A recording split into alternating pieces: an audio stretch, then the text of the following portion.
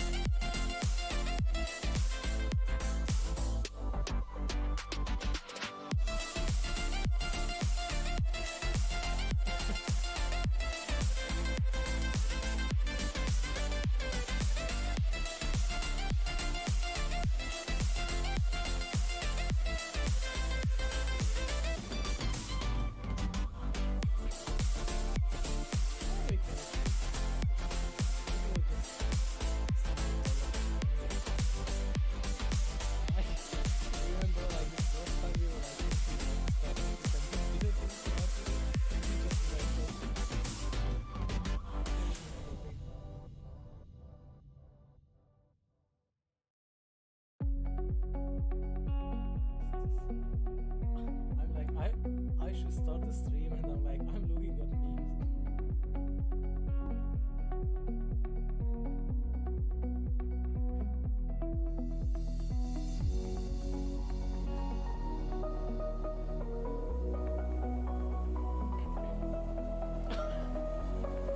Actually,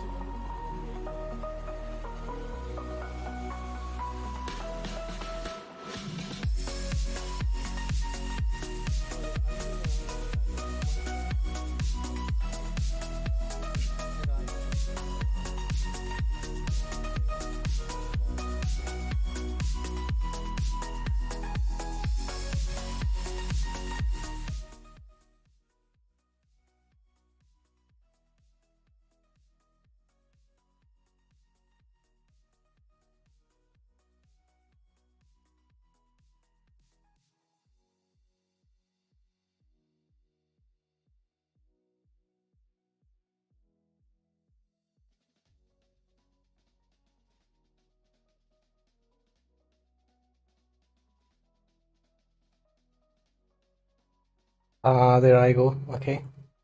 Sorry, the microphone was somehow busted. Yeah.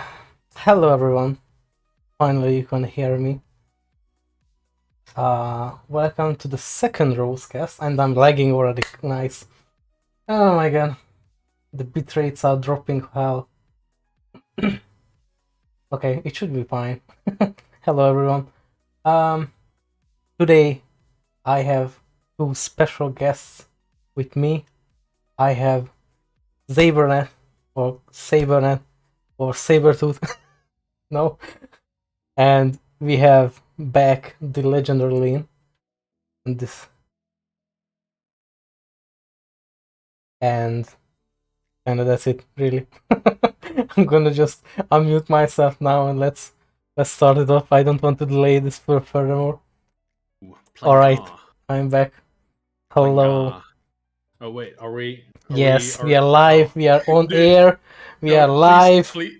Please don't tell me that the first thing I said was Plenga.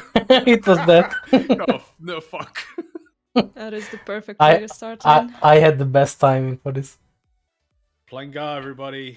Plenga. Do I have a planger? Any kind of thing? I'll give you a sub real quick if that's if you lack the power of Plenga. Plenga wicked. Yeah. Plenga wicked. Hello, Noxxi. Okay. Are we on the fancy screen yet? Or hold on. Alright, I'm switching, guys. I'm pro at this. I'm the best streamer ever. Hey! Ooh, we're on the podcast stream. Look at that transition. God damn. Yeah, it's really old and kind of trashy, but it still works. Well, I mean, yeah, it works. I mean, it's good. Like, you know, you're on a podcast or a video editor, or you're not on the podcast of a video editor. Yeah, I completely forgot that I put on a chat background thing that I can move here, by the way. But yeah, I don't know where's the chat. Come on, guys, type something. I need to see the chat. Chat, talk. Ah, there it is. Okay, that's perfect. Speaking of talk, by the way, what are we talking about? I have no clue, guys. All right. This podcast lasted about 2 minutes. We're out of topics. Yeah. No. And we are finishing. Let's just wrap it up and let's go home. Yeah. Well, thanks for the payment, I guess. As well. My PayPal's in your DMs. Zeb, why did you pick Salem? How could I not pick Salem? Salem is the best cat. Did you actually watch the show? Lyn, did you watch the show? What show? What was Sabrina the Teenage Witch, or what was the name? No, I never watched it. What? You never watched it? How could you not? No. Well, wait. Did you have a childhood? I mean, Lyn? I did. I watched. I watched like Doug and stuff. Very good. Oh, that was great. I love Doug. You mean the cartoon with the almost bald guy with the dog? Yeah, that's fun. I love those. No, I wasn't, like, as a kid, I wasn't really into live action much, so I was more of a cartoon kid, right? Sabrina was... Wait, there was... Oh, wait. I remember one that was like, kind of live. Well, it was kind of live action because it was. I think if you call it. Like, what? I don't know what was the name, like Clarissa or something? I'm not sure. Don't Uh, ask me about anything live action yeah, I before the can't remember. 2000s. It was, but it was kind of fun. I actually don't remember. I should actually look up next time. Oh man. Ah, you made me nostalgic already with these Wait, old stuff. Melissa Joan Hart. Isn't that the woman who later played in like Joey and Melissa or something on Comedy Central? I have no clue. Yeah, Melissa and Joey. Ah, okay. And then I actually did see, but it was mostly because when I came back from work. That was a horrible time of my life as well. Uh, Huh. Well, the more I know. It will be probably very awkward for me to like start watching it now. But maybe I'll like find one episode and I think the maybe I'll old watch it. shows were great. I actually really, I don't know, but every time I bump into some like older shows or like cartoons that I used to watch as a kid, I just get so nostalgic because I completely forgot how many there was. It's just I don't know. I remember many, but when I actually check like the 90s cartoons intros, and they are just like I just suddenly realize that there is like 10 times more than I actually remember. Well, there's also you have this situation where, like, yes, there was a lot of cartoons and you maybe didn't watch all of them, but Yeah. you would know about a few more just from like intros or like bumpers or whatever between the shows. Kibo is right, and some of them were very bad. I mean, some of them were actually very bad. I think I don't know because some people actually enjoyed some that I used to hate. Right. There's like a bunch of very legendary ones, and then some of them were like animated in America or some other countries. And then you had actual legendary stuff such as like Paper Chin Chan, right? Wait, what? Yeah, they made an anime out of that as well, and it What was is that? very inappropriate. I've seen that character, but I've actually never seen that on TV, at least not here. Well, let's just say we probably can't show that on Twitch. Yeah. There's a very famous, I think a very famous scene that's on YouTube about the main character seducing one of his teachers that was in a bathing suit. It was Oh, yeah. Chin Chan is one of those shows where I was like, yeah. Looking back at it, I don't know how they were able to air this. Yeah, I mean, you can look I at mean, but you're from Netherlands, right? yeah. By our standards, you're probably the most sexually liberated country in the world for some reason. So I mean, Well, yeah, because people just think Amsterdam red light district, weed everywhere. yeah, probably. I have Exactly. yeah. There's like And weed like everywhere. 20 years ago, I'm pretty sure that Netherlands was the only country in Russia that was associated. Like, Netherlands means gay marriage. For some reason, I have no idea why. But Okay. does it? I mean, Kinda. we were I have very no early idea why. adopters. We were very early adopters. I think we were. Well, okay. Don't quote me on this, chat. Google this and figure out if I'm lying. But I actually think the first gay marriage might have been in my country. Hmm. Now Well, we that also have like the world famous gay pride, right? That one's pretty well known. hmm. I'm actually yeah. Yeah. It was wait. It does. December 21st. Queen Beatrix of the Nether. What? Yeah. Oh no, Yeah. it's not. She signed into law. Oh, it was a law that she signed. The bill or what? Okay, it's not really too clear. Let me Google this Okay. as well. Yeah, interesting. Okay, according to Google, the Danish were the first to grant same-sex unions almost the exact same right as marriages. Yeah. Almost. Oh yeah, actually, well, yeah, it makes sense. The Danish are probably like, oh, it's very funny. You guys know Brazil, right? Yep. However, Lynn, I'm sorry to interrupt you. I'm Yeah. just reading further. So Denmark almost equalized the gay marriages with straight marriages, but you, the Dutch, your law went even further, Hell actually yeah. effectively eliminating any distinction between the Hell heterosexual yeah. and Fuck yeah. homosexual marriage. Yeah. So, you go, guys. Yep, we did it. But yeah, like coming back to Brazil, he recently, well, like me and Brazil have been talking in a separate Discord every so often, and he at one point asked me, oh, like first of all, like I fooled him as well, and like he actually thought it was from the U.S., and then when I didn't, he thought I was from Denmark for some reason, and then he was like, oh, but like isn't the Netherlands like part of Denmark? And yeah, so apparently we are very much like the Danish people. I don't do know actually why. confuse the two for some reason. I don't know why. Don't ask. Well, I mean, like, yes, we are also a country that has like blonde-haired, blue-eyed dudes and girls and stuff. But I do you, haven't. do me do me Reddish and I look the same? Do we look alike? Oh wait. Oh yeah, right. Reddish is yeah. Yeah. I completely Yes. forgot that as well. Oh, that's actually interesting. Reddish the Great Dane. Actually, watched the stream this morning. Very good. Yeah, I actually see. Wait, did he finish already?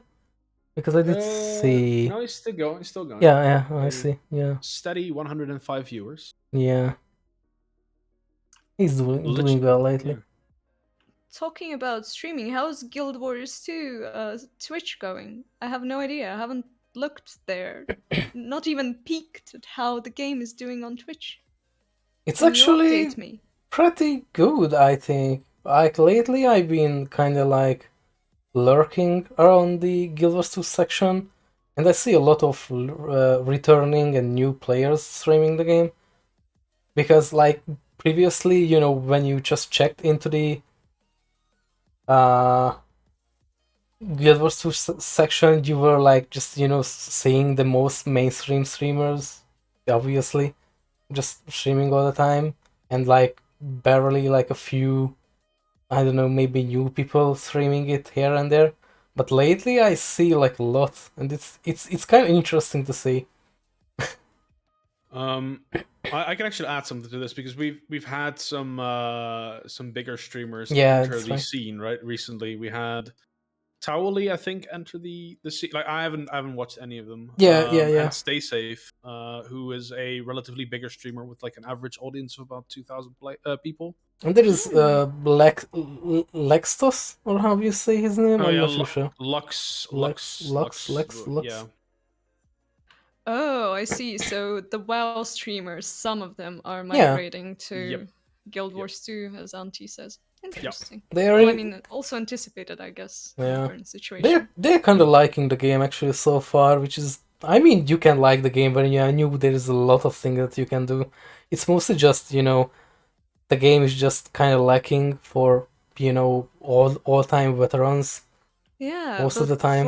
for a new player, I think Guild Wars 2 is legitimately probably the best choice right now on the Yeah, market. I mean, obviously Final Fantasy fans will say that Final Fantasy is much better, but for me, the format of Guild Wars 2 is just a little more appealing yeah, same. Yeah. I from the mean, standpoint of a new player, at least. honestly, if White Star would be still around, rest in peace. That I think that will be among Final Fantasy and Guild Wars 2 was like a third one in my opinion, because it was really nice. It was kind of like a mixture of the two, like system wise, because the gameplay, the combat and stuff was basically like Guild Wars 2 combat. It just that everything was telegraphed, like auto attack and everything, but it was the same. But I don't know. I'm kind of sad it's gone, honestly. Me too. I remember downloading it and playing through the first, let's say, 10 levels, and I remember just being turned off by the fact that I tried it kind of late, and while walking through the starting zone, I saw like 10 bots standing near the mailbox, and I was like, oh, is the game dead already? And I just kind of forgot about it. Yeah, oh, there And was... now I regret that, because I wish I actually got to experience the full game instead of just the first 10 levels, and then... Yeah, sadly the game had a lot of problems with these, especially with the bot from the start, because there was a lot that were just teleporting around, mining everything. And since mining wasn't shared, they got everything, and that was the worst. Especially I for It's me. actually so sad. I actually never played WildStar, and it is like one of my regrets, because the only opportunity I ever got was when I did like find out about WildStar basically like I think they launched roughly the same time as Guild Wars 2. Yeah, it was they launched in 14, I think. 14 in somewhere in like midsummer or something. Yeah. No, So like 2 years later. Yeah, like thinking about it now, I would have actually loved to try it, because like at the time we were lacking like difficult content and stuff in Guild Wars 2, and I know, at least for myself at the time, I was really looking for harder content to do in an MMO, and yeah, Guild Wars 2 was just lacking it, because at the time Guild Wars 2's content was basically do dungeon runs every day, and Yeah, that was the only thing that people kept doing. I did actually went into Y-Star because there wasn't much that I was interested in at the time, and basically most of my friends that I started the game with, Guild Wars 2, did quit, so I just swapped servers to Pick and Square because I was originally on Desolation. I think yeah, it was Deso, yeah. And I swapped to Pick and Square, and then I just started like falling into role playing, and it was super fun, and I made so many friends there through role playing. And but after like 1.5 year or like nearly 2 years, I kinda needed a small break because I was kind of burnt out from everything, and I had some bad experiences with a few people, so I was like, yeah, I kind of need a break. And then I just seen like Wastar is having an open beta, and I was like, and I just had to try. It was free at the time for going for the open beta, I think, or the before release open beta. It was like free, I think. And then I tried that, and I was like, wow, this game is fucking fun. Like, holy crap. It still wasn't topping Guild Wars 2 for me, but it was like the second best after Guild Wars for me. Yeah. To be honest, I had very little stuff to compare it to, because at that time I had never played WoW. Really? No. Like, I only started playing WoW in like 2017. I think that's the first time. Well, I properly got into it. Right, I reached max level, and I did like some actual like current, like current day, I guess, like dungeons and stuff. So like, yeah, I kind of like I didn't really have any like stuff to compare it to, and I guess that's also where I was a little bit like skeptical to get into another MMO while I was still like working with Guild Wars 2 or doing stuff in Guild Wars 2.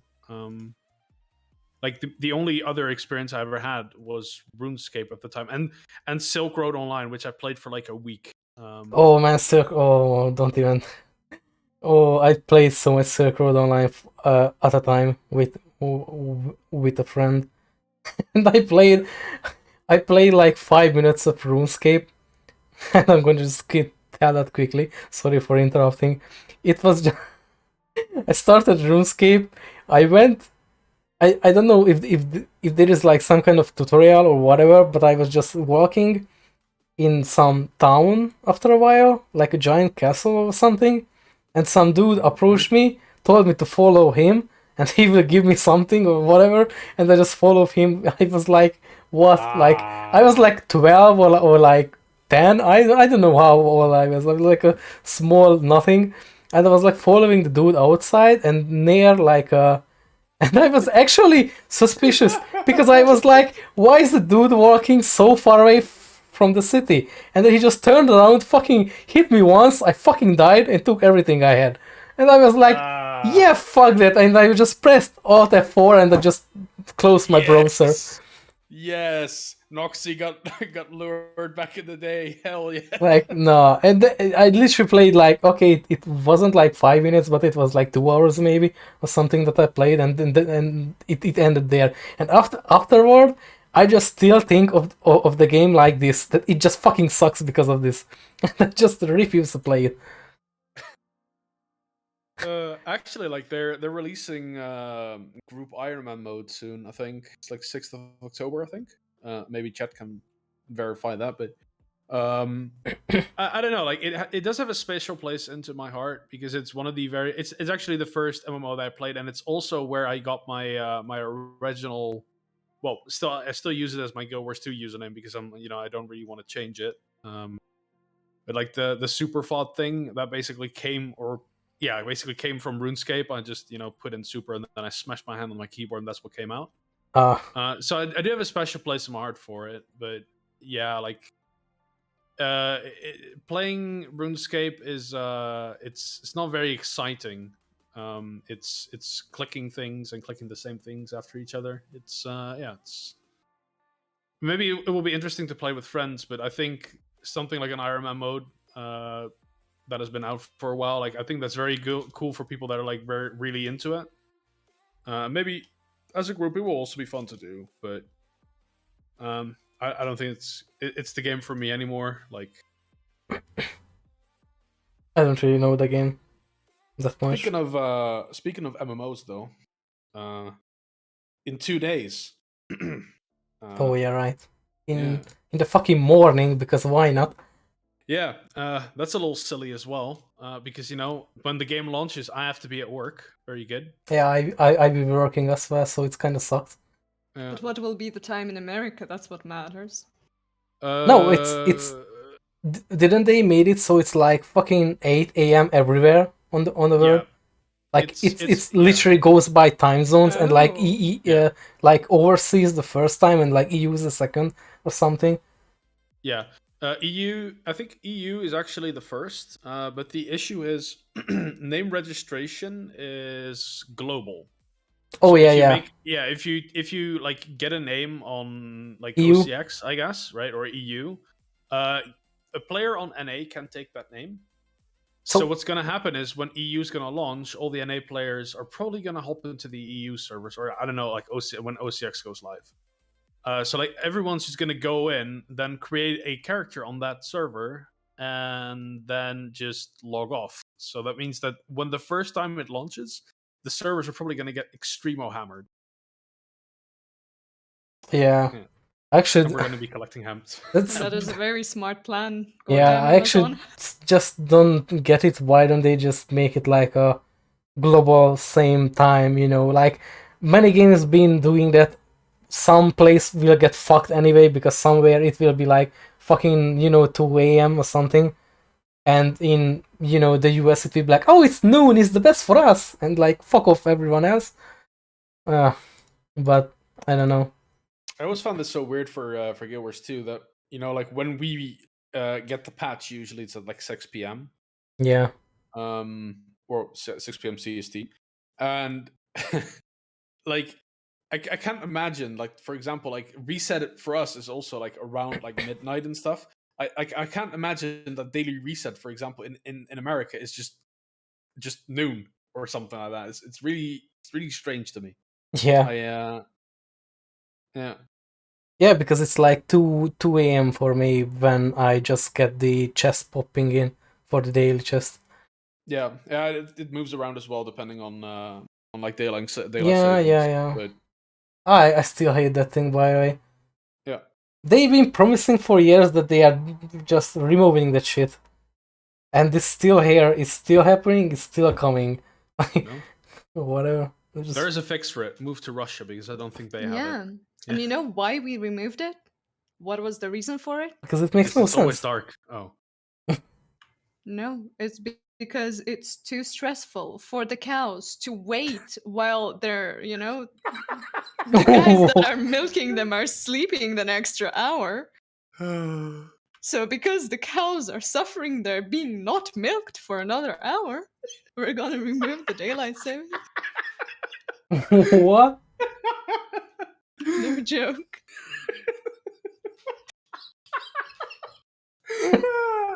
Yeah, dude.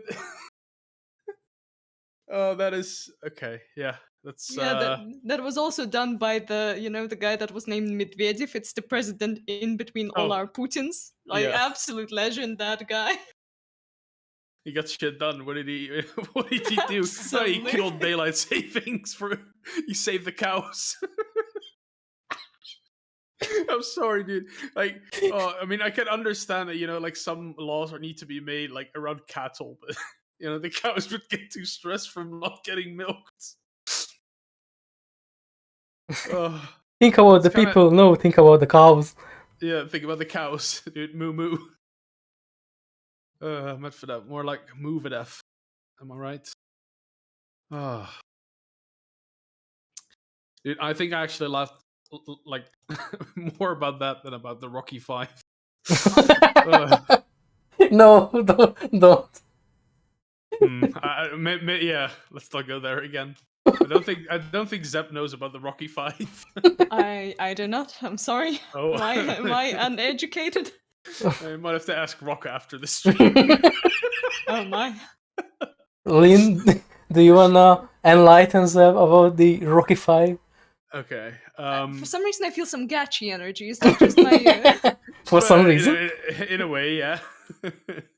No, the Rocky Five. We like last time we were on the podcast. Rocco was here, right? And we were talking about I like how your Ads search or some. history is Yeah, being yeah. used for ads, right?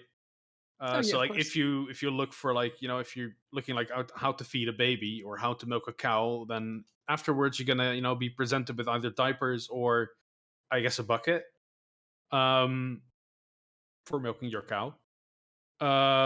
So Rocco was really he had he had a period in his life where he was really into the Rocky movies and he wanted to find out where he could like watch the fifth Rocky movie.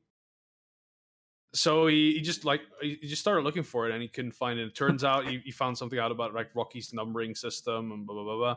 Apparently Rocky 5 wasn't called Rocky 5, it had another name.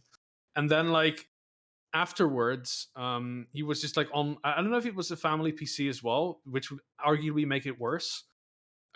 He would get an ad for this big dildo called the Rocky 5 when like his parents were around or something. And it's like yeah. So yeah. Yes. I've been actually trying to find it, and I wanted to like send it to him, but yeah, I was unsuccessful. I couldn't find the Rocky 5. But yeah, That is most unfortunate. yeah. So it is a little bit gatchy, but not too gatchy. But yeah, coming back to New World, are you guys actually gonna play it? Because Yeah. I'm going big. I'm gonna. I try to, because as I promised, I kind of aiming to. I kind of aiming to become a baron, kind of with money, just mining all day every day, and just crafting and selling everything I can, and just rushing it out. I don't know why. I actually like that in the bit. I actually like. I genuinely enjoy gathering in that game and crafting.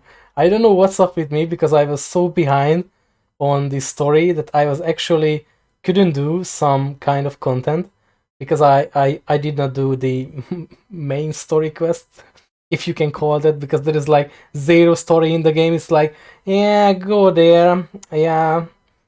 If you I mean, if you it's came, there. yeah. If we just skip over it.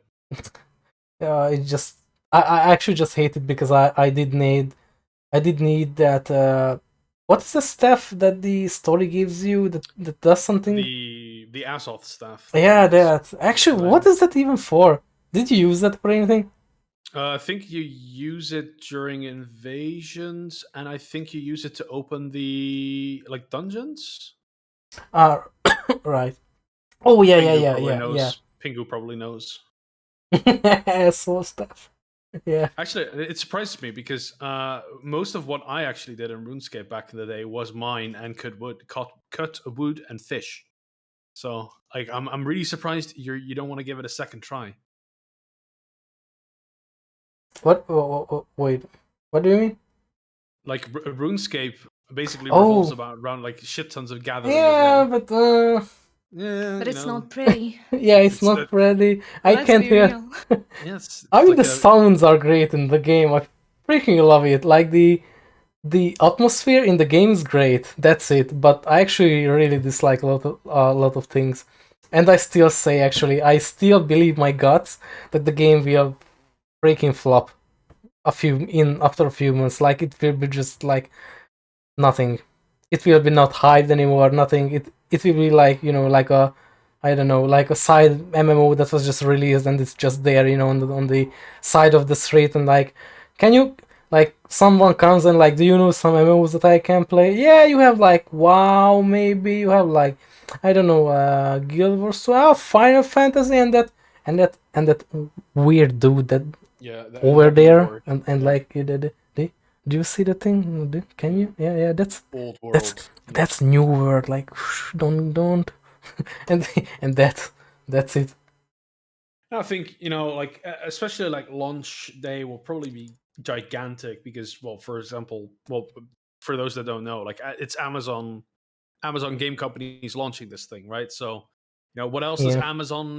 What else does Amazon own? They own Twitch. So you're probably gonna see like every one and their yeah. mother playing New World on release. The question is, how long will that last? Also, Pingu, Um. go fuck yourself. By the way, Oh. Ooh. Ooh. leave my Very wall nice. star alone. No, like yeah, like I don't know how long it will last. Like I think the PvP will be fun for a little while. Yeah, I don't know. Actually, did you play the most recent beta that was on? I That didn't play last one because I oh was busy doing. I think I played Phasmophobia that oh yeah, weekend. because I did see I did see the PvP scaling change thing, and I actually don't know who tried PvP in open world, so like how different it is. But if that stays, like your level actually matters, like in WoW, that's gonna Yeah, fucking suck. Like I actually can't say it better. That sucks. If I want to play a game like that, I just go to play WoW, and that's it. yeah. Well, for those that don't know what Nox is talking about, previously in the open beta, or not in the closed beta they had, which one's the big one around March, I think. I don't even remember Uh, when it was. No, it was in June. It was yeah, it was yeah, it it wasn't too was. long ago. It was Oh, the closed yeah, beta for the ones who pre-purchased and got lucky and got a code. The PvP scaling would basically be like you would get skills to your opponent, so you would have a fair chance at actually fighting each other. So higher level players would do lesser damage to lower level players, and I think vice versa. I think so. Like lower level players would deal more damage to higher level players, and they basically reversed that change. So now level does matter way more than actual player skill, yeah, which made a lot of people, little angry.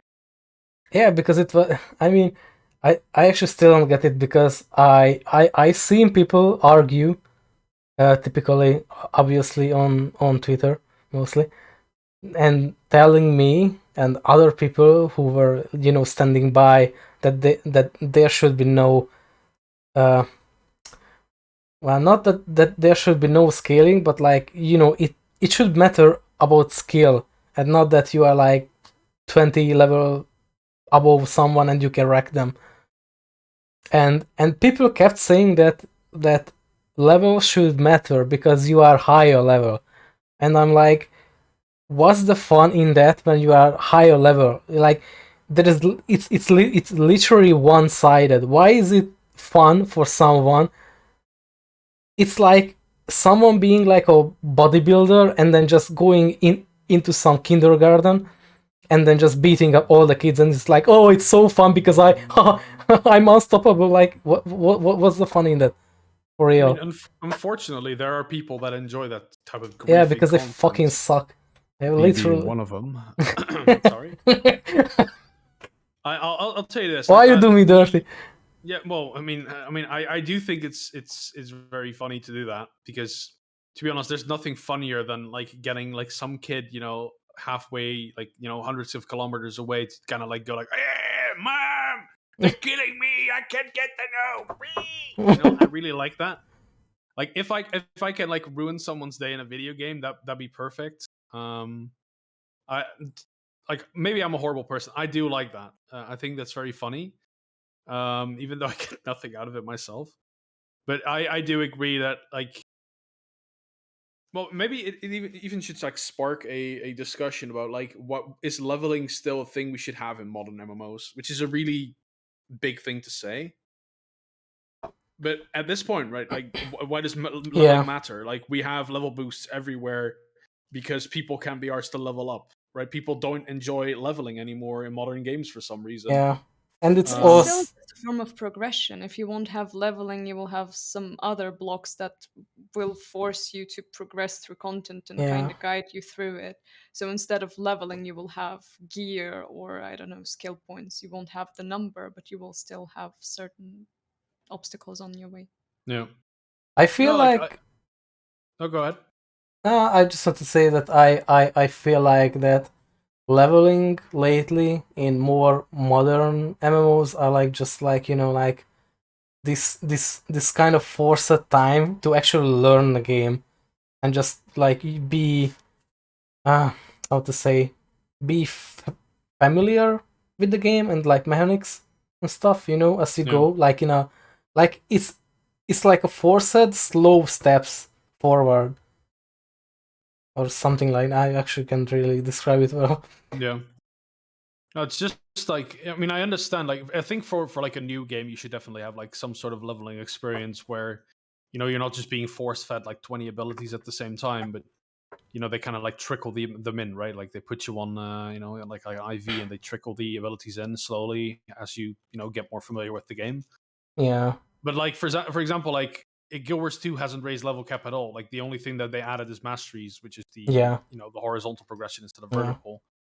But like looking at World of Warcraft, like last release, every single time it's about, you know, who can get to the max level the fastest. Yeah, they just adding more and more maximum level caps, and they just I don't know. I mean, I personally do enjoy leveling in games, but I also wonder a lot of times. Actually, do we have like an actual MMO that doesn't have leveling? Good question. I'd have to think about that. Because I don't know. Because it depends, right? Oh yeah, Destiny 2 actually did remove it, but I mean, Destiny isn't really like an MMO. Kinda, it's like it's kind of like an FPS MMO, kind of something like RPG. I don't know. Looter shooter question mark. Yeah, that's I would say that is the perfect word for it. Yeah. What? A looter shooter. Like Oh yeah, yeah. Wait, doesn't that have leveling? Well, I think it had like something like light level. I never played it, but I remember like seeing some very old videos, you know, once upon a time about it. I would say that actually, I think No Man's Sky is a pretty good. It's not an MMO. I'll give you that, but it has progression. Yeah, Yet true. Doesn't you don't level in it, Yeah, right? it's more like it's just gated behind like tech that you can upgrade, you know. Yeah. Instead of like leveling, so you can't just rush to the middle of everything. Ironically saying. Yeah.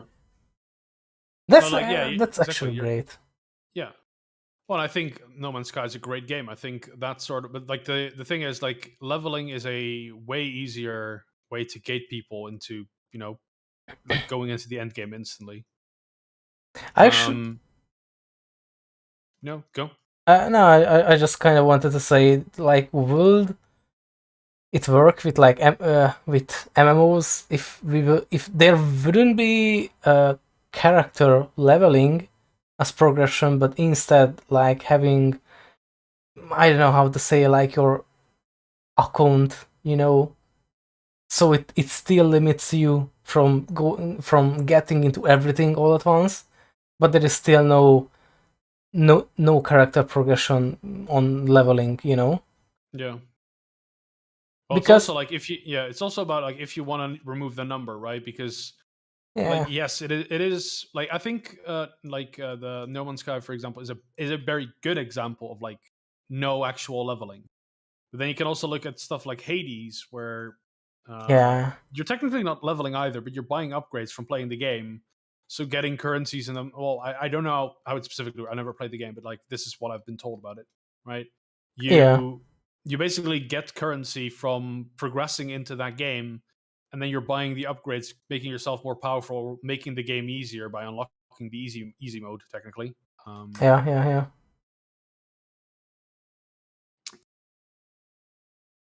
like at what point is the progression? I think that's well, I mean, it's an interesting discussion. Yeah, actually, Uh, as people say, sorry for interrupting, just wanted to read into the Warframe. That's actually kind of not good as well. For example, because there is no like, I mean, you can still level your frames and weapons, but it's just like a minor thing, and you can still like oh, I forgot the term. Forma. No, is it called If you mean the one that adds more, Yeah, well, that reduces the cost of yeah, adding a and mod just onto the resets the thing. weapon. Yeah, yeah, yeah, That thing. yeah, yeah, yeah. I had so many of those. I actually liked Warframe in the beginning. I mean, I think it's still great. It just has some problems. Yeah, it's just like catching up with the game is just like not my thing. Like it's for me, it's like the most confusing thing ever, for real. Like I just every time I actually haven't touched the game for like 2 years now, and I still have like 5,000 platinum on it, or like Same, 8,000. actually. I should actually just log up one day and just give it away for random people in the chat, and just like never get into the game ever again. I don't know. never get back. Yeah. I don't know, because like I like the concept of the game. I like the frames. I like that you are just a strong bullshit that can shoot and just use abilities. Like I find it so fun in like these type of games. But for the love of my life, I just can't get back into the game every single time, because they just make patches and new content updates the way that it just like always gated behind a specific thing that you had to collect or go through, or a quest or something, or I don't know, and it's just like it's just I need okay, so it's like kind of like a butterfly effect for me, because something specific needs something specific else that I need to do that I haven't done before, but to do that I need something specific again. So it's like, oh no, just rather just fuck it and no. It's kind of funny how, for example, like you'd have something like this in World of Warcraft as well, but you just don't care about it because it's not current content. But I think Warframe has the issue where all these things are kind of relevant um, to get right and to work towards. Yeah, Um, and you would fall behind if you wouldn't focus on them. But it's just like there's so much stuff now. I actually like coming back like when the video like about the worst MMO ever. Like I think the one was done about Guild Wars 1 and Guild Wars 2. yeah, yeah, yeah, yeah, yeah. I actually looked further and I saw the video about Warframe as well. And they said this as well, like, oh yeah, the tutorial, the tutorial was fine. It was very interesting. It was very like grounded. I had like a full clue like what's going on. Story was interesting. And then I got to like the main hub, and then they loaded like 50 different like new mechanics that obviously got like added after the original tutorial came Yeah, out. And it's just you're just lost in the woods, right? Like, what do I do now? yeah. Because I find it so weird that people get lost at that point. Just do whatever the hell you want. And also, I've got to say that Warframe did improve a bit on their new player experience, because it does still guide you like through the whole solar system, like planet by planet, and they have checkpoints after you've like completed every planet, and you have to get through a challenge to get to the next one. So just like sometimes I feel like people overthink it. Just enjoy the ride. Like try a bit of everything. If you fail to do something and it turns out that you're not strong enough for that, you just shrug it off and like, okay, I'm gonna go do something else. There's a change in mentality, I think, as well. like previously you would actually like bash your face against that, multiple times, and nowadays it's like, oh, I can't beat it. Let me go to Reddit and rant about it. This content is too difficult, or I don't want to, like try and get better at the game to pass a certain thing, or I want to play optimally. So what do I do now? At least that's something I would probably run into, because I wouldn't. I would be trying to just figure out what I want, what I should do to like get more powerful. But because I don't know it, it puts me into like inactivity. I'm like, oh, I don't know what to do specifically. It is something that I But I think as gamers, we all are kind of used to the fact that if we just want a guide that will tell us what to do and we can't find it in the game, we just go to YouTube and there are like 10 creators who are like, oh my god, give me your view. I'm gonna tell you the fastest way to the godhood. yeah, like and Yeah. subscribe, smash that bell. And also join Smash that bell. nowadays, please. Oh yeah, join. Yeah, give me your money as well. Oh yes, join. To be honest, Can I just quickly conclude with the Warframe? sure. I think that maybe the fact that they leave something for the creators to explain and to make those like insanely popular actually videos about, oh, like the 5 best starter weapons, just get a heck and go blow off faces off of everything. Yes. And every year people make the same videos telling new players to get the damn heck, and every year it's like 100k plus views because the heck is still good. Well, okay, content creator system in terms of partnership, yeah, it had a lot of drama. I mean, come on, every time there are a lot of people working together, drama ensues, obviously. But just saying that Warframe as a game, not necessarily as their partner program, it is a good soil for creators to just, plant and reap the benefits of their content creation. They had really probably mostly, I think, on Twitch though they did have a few problematic streamers as far as I remember. Not entirely sure about YouTube, but yeah, maybe. I'm like that's why I'm trying to like think like, okay, like how would Warframe's content creation compare to Goers 2? Because we still have these people making these videos as well. Like I know Muckluck, like very regularly, I think puts out these videos where he's like still teaching about mechanics in the game, or Yeah, they get to the points and everything, the guides, even about small things, because people just like either can't Google things or just can't use their brains, so they always need like something. I mean, not like in like a demeaning way, but like some people, I don't get it. I just don't understand some people. Like, okay, sure, like, how to say? I'm gonna actually bring up one example where I do act like the same thing that I kind of hate in some people, but have you ever played Path of Exile? I tried actually. I So have not. I tried it out like 2 or by now 3 new updates before, so like I don't know, it was like 4 months ago maybe or something, whatever. But there was, they keep doing stuff that what people liked, they actually keep it in the game. The kind of mechanics that those updates had.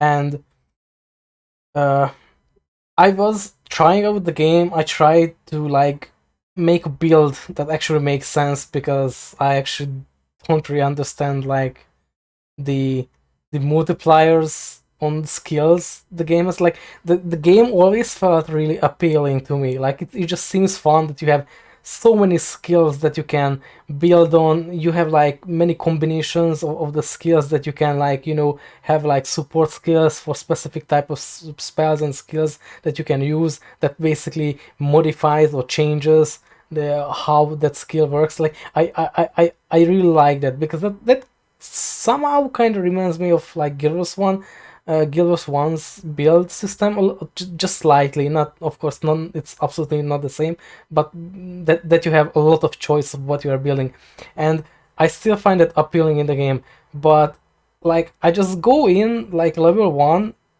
you do this like 3 minute tutorial, and then you head into the first city, and then you go outside, and there is like 10 billion new mechanics that you can bump into right away, and some of them are actually kind of hard because they were designed for more experienced people who actually like tried it out already or whatever. I don't know, like they were there when it first came out, so they know what is it for and why is it good for you, or why you shouldn't do it and just skip it because it's just boring and useless for you. So I just tried to do every single fucking mechanic in the game that I just kept bumping him into, but I had not a single clue of what is useful for me. So I was just clueless, like, is this good for me? Should I do this? Does this give me experience? Does this give me any good loot that I can use? Or what is this for? And the game just doesn't explain it. It just throws it into your face to like, go there, do this, you can do this, and just like in like a few words explains the mechanic, what you have to do when you are doing that event or whatever. And and I don't know, it's just confusing as fuck. So it's just too much. No, like I completely understand that. Like one of the like games. Well, I actually have I had this moment like I think half a year ago when I tried Fallout New Vegas. And I think the moment you basically completed the tutorial, you're like sent outside the house of the doctor.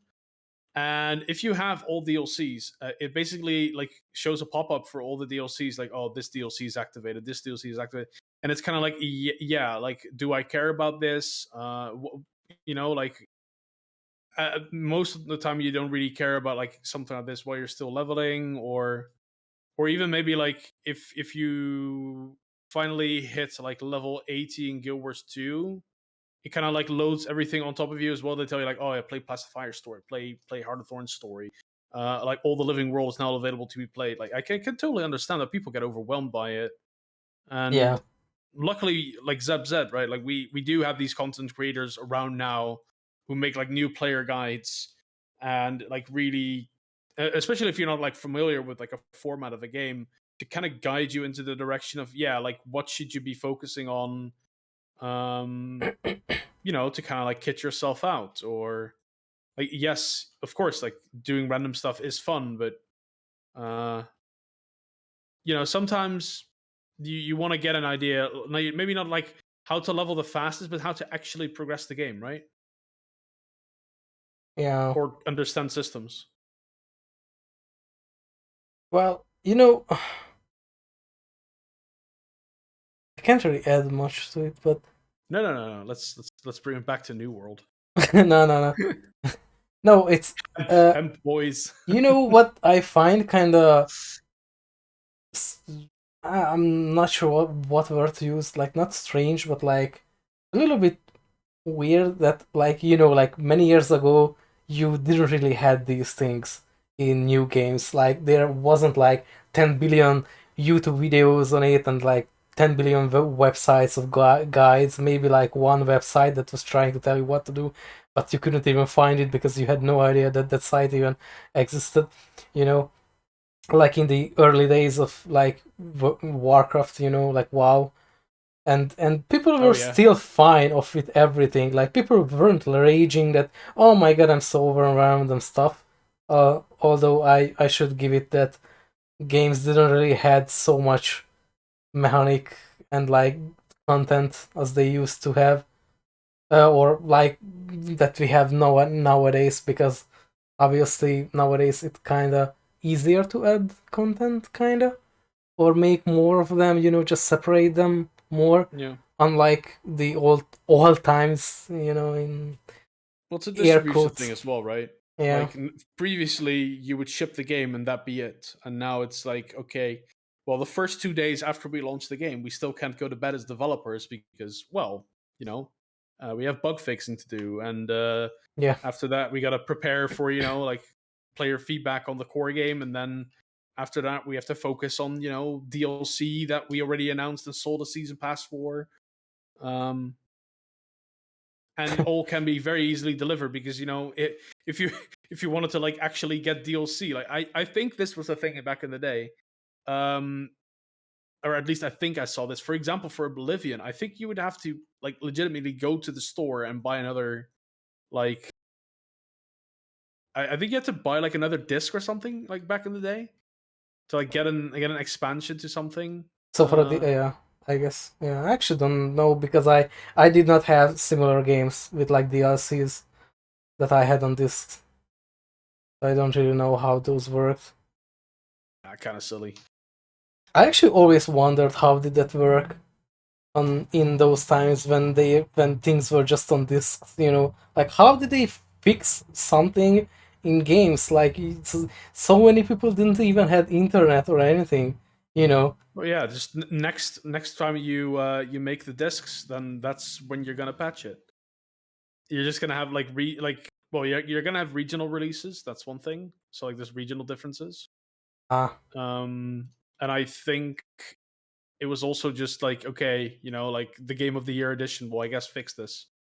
And it like the original version just didn't work. Like there's a few like game breaking bugs, for example, where you just can't finish the game.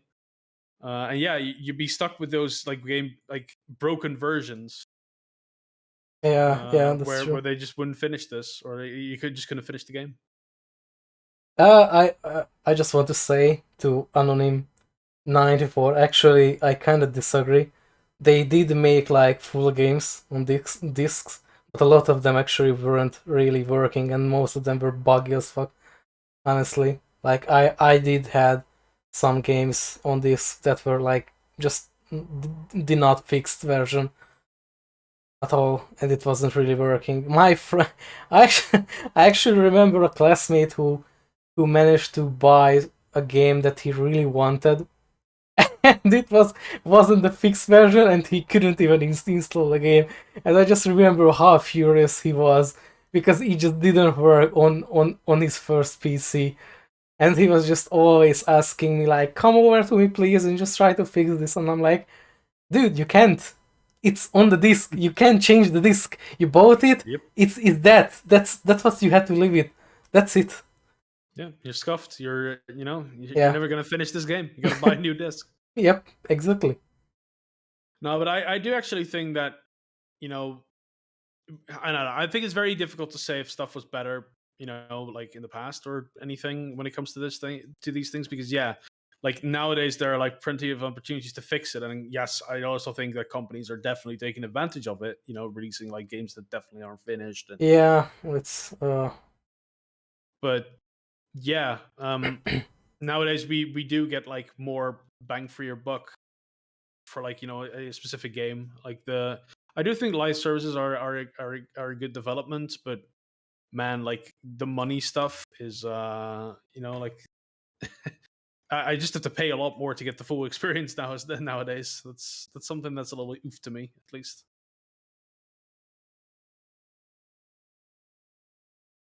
Oh well. Hold on. Yeah, I was looking for a new mode. Sorry. Are there actually other games you guys are looking forward to that are releasing this year still? I'm actually looking forward the new Battlefield. I love the Battlefield games, except for a few that kind of like 5 that I just don't really like lately. But I actually do want to play and get the new Battlefield. I'm actually happy that they delayed it to end of November instead of like 2 days before my birthday next month, because I actually couldn't really buy it right now, so I'm actually happy that it's right a month after, so I can actually get it before they just release it. Because I it's kind of stupid, but I want the deluxe stuff in it, so I'm kind of saving up a little bit for it. I don't know.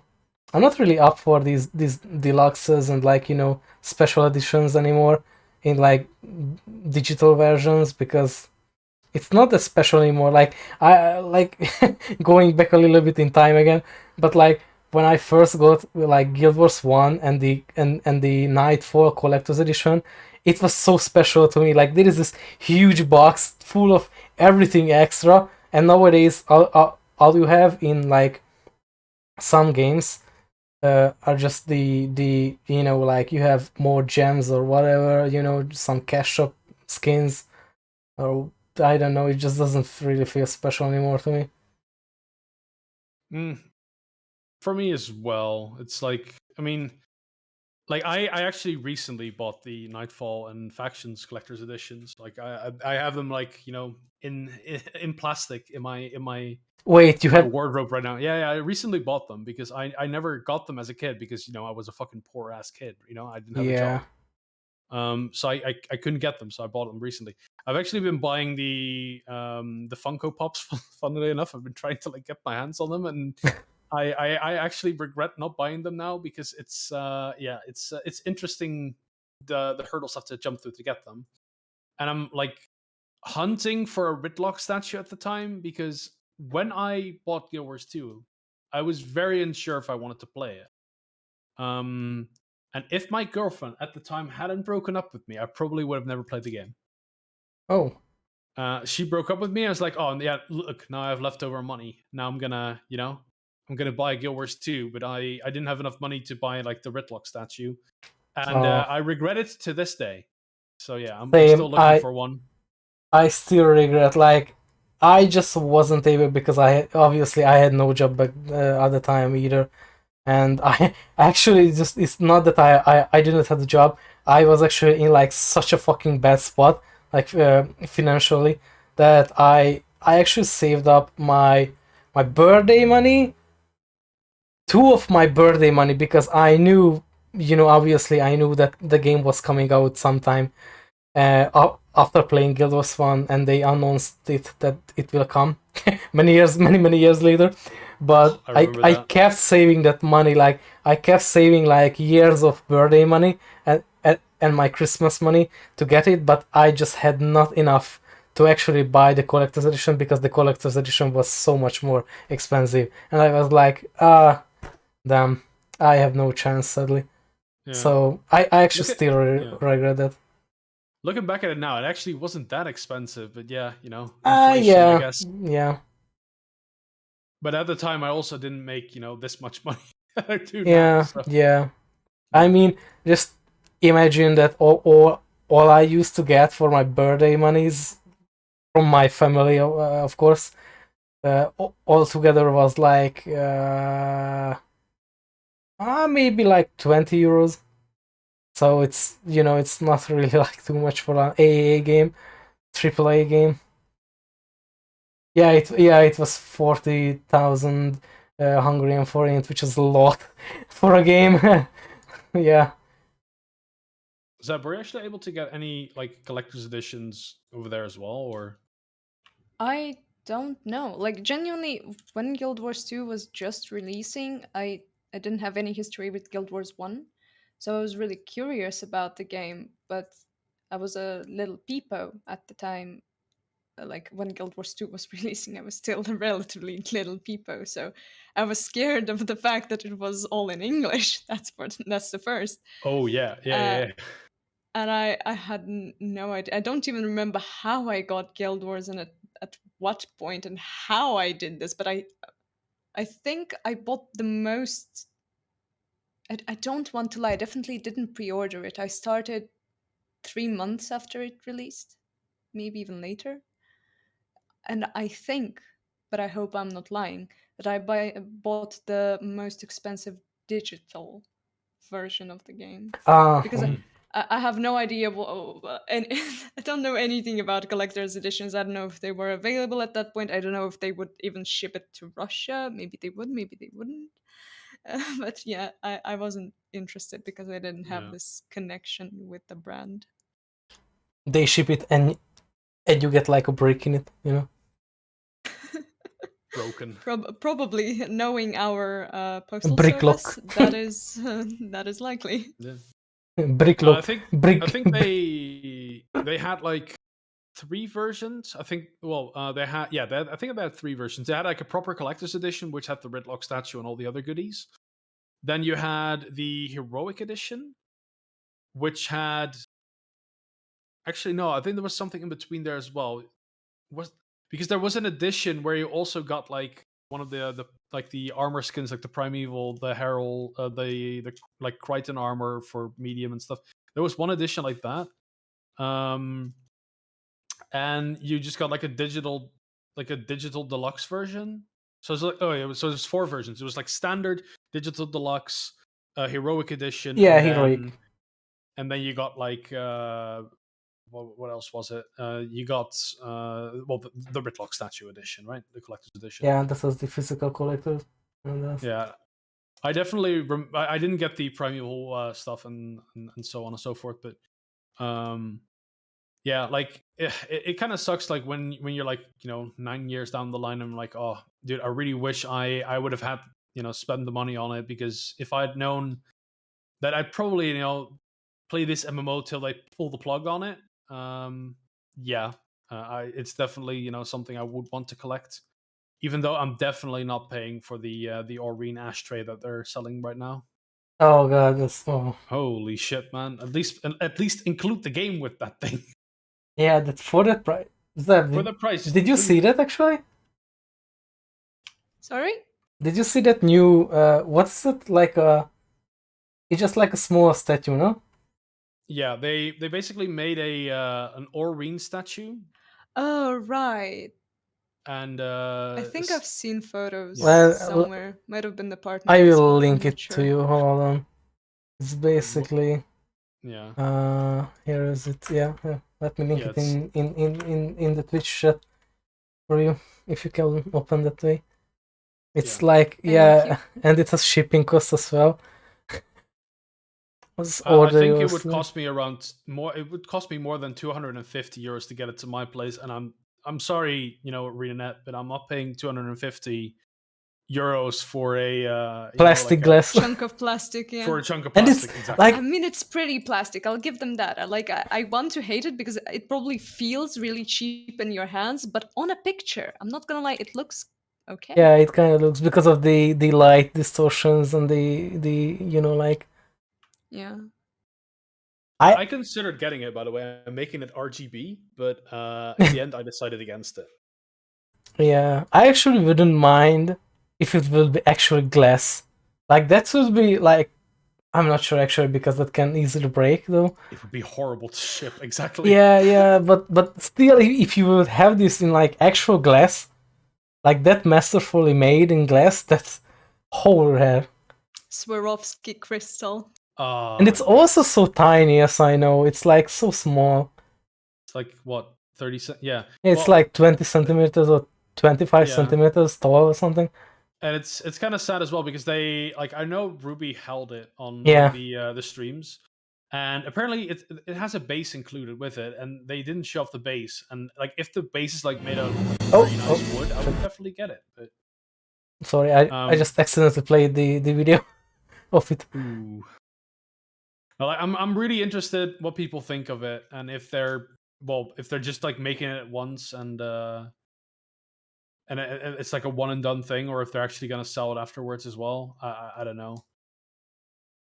But then again, it also it really sucks that you're going to have to buy this thing to get like an Aurene cape if you really want everything in the game. So Dumat, if you're out there and listening, buddy, I hope you bought your Aurene statue, or your wardrobe's going to be forever incomplete.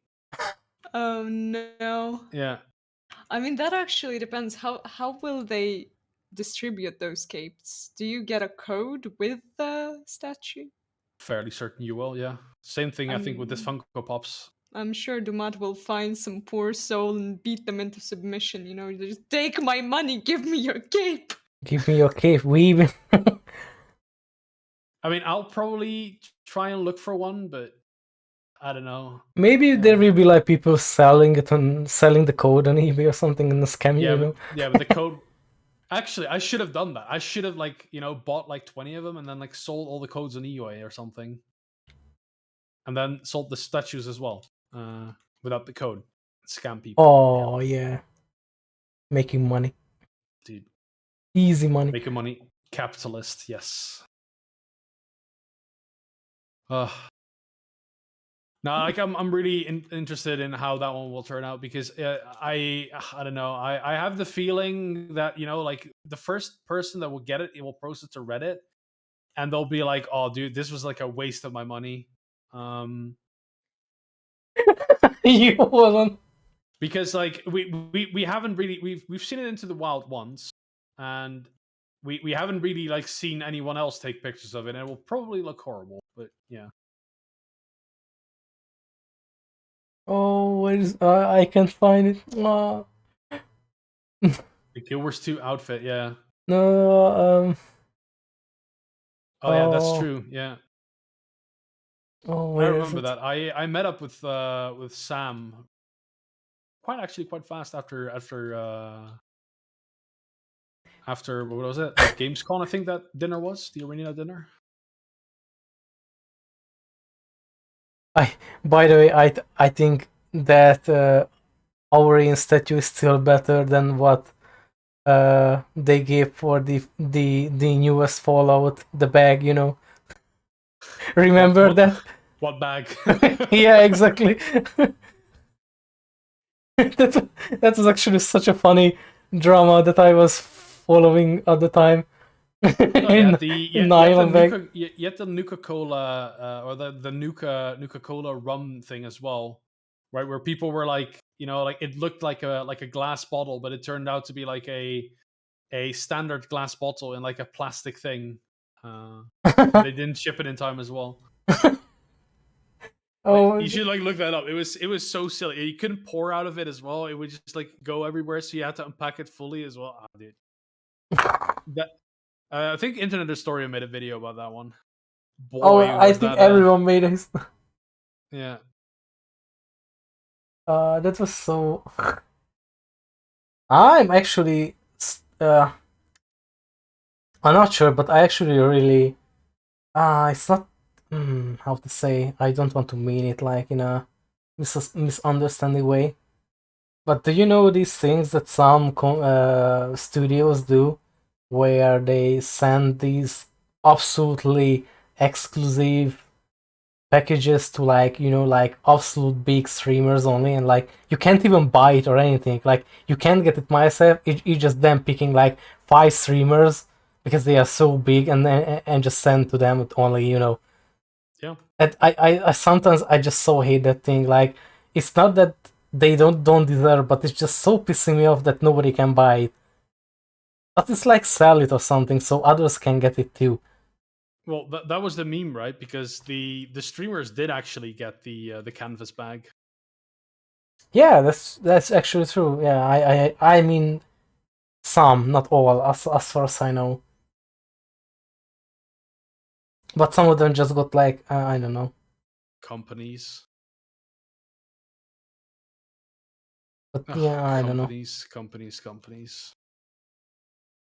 Like like in the past years, I just seen some games where like I'm not really like I wasn't following the games. It's just that some people who I follow like on Twitter or like back in the days on Tumblr or something, and were just reblogging or like retweeting some tweets, yada yada. You can go down the rabbit hole really fast, and Mhm. they were like these bigger streamers posts or something that they got like, wow, this super exclusive uh pre-release of game X and game Y, some packages and like super exclusive like that. It just kind of makes me a little bit sad that only they can get it because they are like huge streamers and like amazing, like not amazing, not in that way, but like they are like these huge people for them, and nobody else can get it. I don't know, I actually don't really like this kind of super mega exclusive packages and like gifts and stuff like that. It's like, I don't know, it's kind of like making everyone else envious because they are big and nobody and everyone else can fuck off sometimes. I don't know. It's the word exclusivity, right? Like it sucks to be on the other end, but it's pretty cool if you're the one that's being exclusive. Yeah, it's kind of like that. Yeah. Like I guess it's like the Guild Wars 2 toaster. yeah, yeah. To be honest, if I got the chance, I would probably buy the toaster as well now. So many people say that, that's for sure. I know many people say that. Well, I would still like to even like hunt for the skill pins, for example, from the from like Guild Wars 1 and stuff. Oh god, I actually still have my Nightfall ones. Do you have in yours? I didn't open them. I didn't Oh, open the package okay. yet. You It's didn't like open. it's still sealed. Oh, it's still. Oh, then it's Yeah, and then I'm it's also there. probably Yeah, not never opening mind then. it until I'm gonna use the code. Yeah. Oh, then. Wait, even the factions one? Yeah, even the factions one. Like, why would I open it? How did you? How did you get? Well, I recently bought it, right? Yeah, but how? They don't even sell any. Yeah, it was pretty expensive. Like, I'm not gonna disclose how much money I spent on it. Because I see sometimes these on eBay and they are like fucking ridiculous prices. No, and like, and they are like opened already and have no codes and no thing. Like what? well, the thing is, right? I kind of don't want to open them, and on the other hand, I should probably open them because at that point, I know, there's actual stuff in there. Now, I bought them from a well-known supplier, and I'm gonna trust that they Ah, are legitimate. oh, I see. Damn. It is, to be honest, I do find it surprising that there are still some around that are in very good quality. That's the thing that I still keep seeing sometimes people post, like already that, wow, I found this fucking prophecies collector's edition on like a flea market for $2, and I'm like, Yeah. I want it. Because I actually have that one as well. But that's one I did buy. I bought the special edition. I think there was actually another edition for that. I don't know. There are things that are way more exclusive though, because you have the pre-release or pre-order codes. I think for Nightfall and Factions, and you had the bonus or like the beta weekend thing for Eye of the North, and I do have that one. Oh. I didn't manage to snag one of those, Hmm. but that was like back in the day, right? You would pay like €5 and you would get access to the sneak preview of Eye of Yeah. the North, and it would like end after the Norn storyline, I think. Actually, I was curious at the start as well before we got into like New World and the MMOs, but what I won't ask which was the first MMO you guys played with, but like what games or what game did you guys play with first ever in your life? What was the thing that just hooked you or got you hooked? Whew. You want to go first, Tab? This is such a how first do we go? Like the first consistent gaming experience ever? Yeah, kinda, yeah. Okay, so I was around 4 years old, maybe less. That was, that was the beginning of 2000s. And my mother played Heroes of Might and Magic. Oh. Heroes of Might and Magic 2 to be specific. Okay, I was 4, so I was obviously too dumb to play Heroes of Might and Magic. However, I really liked to play with the map editor because I didn't know that Sims existed. I built maps for my mother to play. Well, I mean, she didn't do so voluntarily. Obviously, I beat her into submission. I made the map. You better fucking play it. I wasted 2 hours. I gave you 2 hours of absolute peace, woman. You're gonna play my map.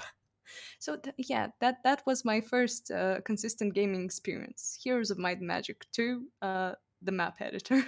There was a map editor for that. I actually didn't know that Yeah, and that it it was even like has. I'm pretty sure it was like in the main menu. It was so easily accessible as far as I remember. Oh, there is a lot of Might and Oh, okay, I see. Oh, Oh, wow. fucking bingo. A lot of people were drowned once Xeb found out about The Sims. I actually like The Sims 2 for some reason. I mean, Sims. I didn't have money for all the expansions, and I would like I couldn't play the game if I didn't have all the expansions. So me and Sims 2, we did not really connect too well. However, Sims 3 was released when I was already at the age of being aware of it. So then, yes, we went hard. I don't remember killing anyone. I'm not a fan of killing my Sims, actually. I like creating Mary Sues, you know, that the sim that will max out all the skills, be top of every career at the same time, all that stuff. I don't know. I'm a boring player. No I may, homicide here. I may have cried over one of my Sims dying at some point. We do not talk about Oh. this ever again. Yeah. I remember actually talking about Sims 2 that I didn't really connect with. One of the most traumatic experience that I have, because I was still pretty little. I remember I was playing as a single mother with a child, and I had to go to work. So my child was just left there. For some reason, I don't remember there being an automatic nanny that would just pop up. So the child was just home alone. And the robber event triggered, and I was just terrified that my child is going to die now, that the robber will just take it. I tried everything, but the build mode wouldn't work. The go out to the world menu and then come back didn't work, so I just quit that game and I never returned. I still don't know what happened to the child. Oh god. It's just there in eternity, just the child and the robber. Yep, still stuck. I actually did play Sims, but they had actually so many DLCs, it's just ridiculous. But it was also an EA game, if I remember. Well, I don't think that the robber event could actually steal your children. Maybe they could. I don't think so, but I was like less than 10. I had no idea and I couldn't Google it. My brain was just haywiring like, oh my god, there is a robber and there is a child. What's gonna happen? The robber is gonna take the child. It's obvious. This is not the Home Alone scenario here. The child is going to die. Yeah. The child that you left alone at home. I had no choice. I need to make money. It's like real life, you know. You die trying, you know. You leave the kid at home. Stu was brutal, yeah, very close to real life. Stay at home, care for my kid, make money, kid possibly die. Money kind of interesting.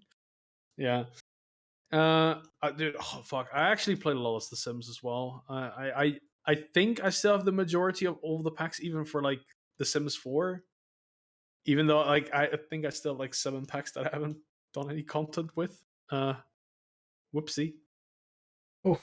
I would say like my very first like extremely long like video game thing might have been The Sims. I would say there are like 3 things from my childhood.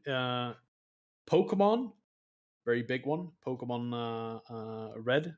Then we have The Sims, obviously, and the 3D Rayman games. Oh, the Rayman.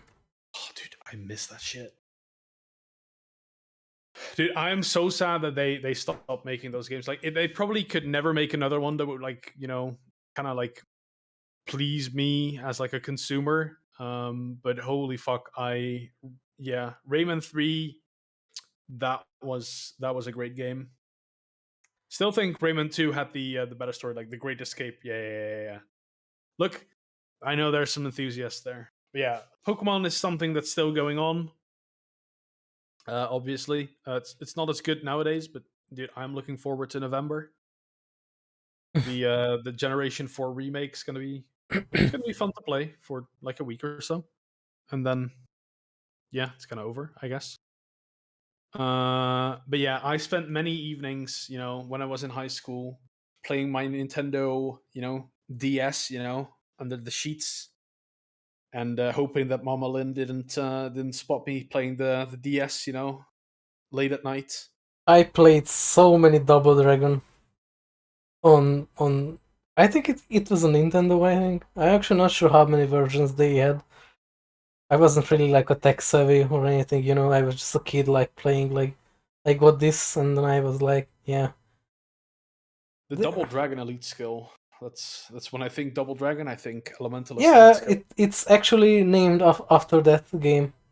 Oh, Ironically, I did not know. that's like a Easter egg because Double Dragon was a Guild Wars 1 skill as well, and it was named after the game. As an Easter egg. But They used to do that a lot back then. there was one more game that I actually kept playing a lot on that. But I can't remember which. Ah man. Yeah, I just can't remember. But You guys have no. Go ahead. no, just I do remember playing. I actually had two favorite game. I don't really remember them anymore, but I did try to play them whenever I had a chance. It was mostly because I didn't really had PC very early, but some of my friends had, so I was always just elsewhere, or they had like PlayStation because they could afford and stuff. But I did play a lot of Crash Bandicoot, and well, not the jumping platform one, but I actually don't know the name exactly because I just don't remember, but I know that The it karting had game? the carts. Yeah, that was the best. I loved it. I kept playing with my classmate all the time in every afternoon over his place, and it was just fun. I actually remember he was always fucking cheating because he kept turning his controller over to like player two, because you could do that, and he just kept go making me go off the path or whatever, just falling down all the time and just resetting me all the time. Like, oh my god, I hated the dude. He's cheating all the time, fucker. I will never forget that for him. And he always thought that I didn't know that he was doing that. And I was like, you are doing the most obvious way. Yep. Cheating in video games. The last time I cheated in a video game, well, I didn't cheat. I watched Xeb cheat in a video game. Wait, But it what? was it was I good. mean, It was good though. CK3. Oh yes, the Yeah, yes, yeah. The yes, great that PP. Yeah, the the great PP. PP. The great PP massacre. What? I mean, if there's anything you have to cheat for, it's it's the PP off cheat. Yeah, yeah. I A lot of actually. a lot of male genitals and some female genitals were removed during the playthrough of that game. I mean, I probably could have found a mod for that, but I just couldn't at that point have found so many mods, and that's it. That's it. Those were that was an interesting story. Yeah, I'm still waiting for the Royal Core DLC, and we don't even know when will it come out. Like it was supposed to come out this year, but now nobody is really sure. Wait, what? Developers have gone silent. No, they release developer diaries each week. They tell about the expansion. They are teasing us. They're telling us how good it will be, how many features there are, but they aren't giving us the date. Yes. Terrible. But humankind is, keeping me entertained. Yeah. Actually, I need to try that game. Which one is it But actually? I'm gonna check. Humankind was a blast for me, honestly. I don't know. I was always so scared Oh, of starting with 4x strategies. And also because Civ kind of costs so much if you want to buy it with all the DLCs. Well, unless there is a good deal on Steam, obviously. But Humankind was so fun. I never expected it to be so fun and so easy to learn, actually, as well. maybe I'll give it a try then because I know it's on Game Pass, so I can just play for free. Well, not really free. Wait, Chera, how many people can actually join a game of Humankind? Because I think you guys are quite full already. And there's like 5 or 6 people playing already. You know, Ray, Nala, Planix, up to 10. Oh, okay. Oh, then we're fine. oh, Ooh. big people time. Well, probably be playing New World this Thursday, but we'll see. We'll see what happens. Got to catch up. I with can New I can World. probably play it tonight after Fractals or something. I'll try. I'll download it. I'll start the download after the podcast. For what, Humankind? For Humankind, yeah. Ah. Well, like Planix was raving about it, and now Xeb is. Well, she's probably raving about it as well.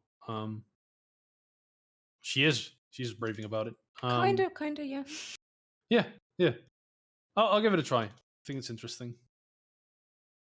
Yeah, I don't think it's my type of game usually, but I'll give it a try. What is that game actually about? Like, what do you do in that? Because I've been hearing about that game, and I kind of seen pictures of it, but like I have no clue what is it.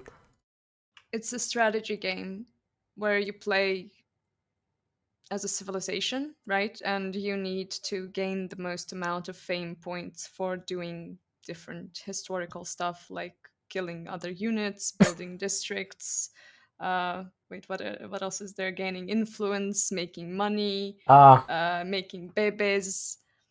I understand the that. name now. So Humankind, yeah. it is civilization, but a little bit different, I guess, with some differences. The combat is much better than civilization. I actually have been enjoying combat from time to time. Manual combat in there was pretty fun.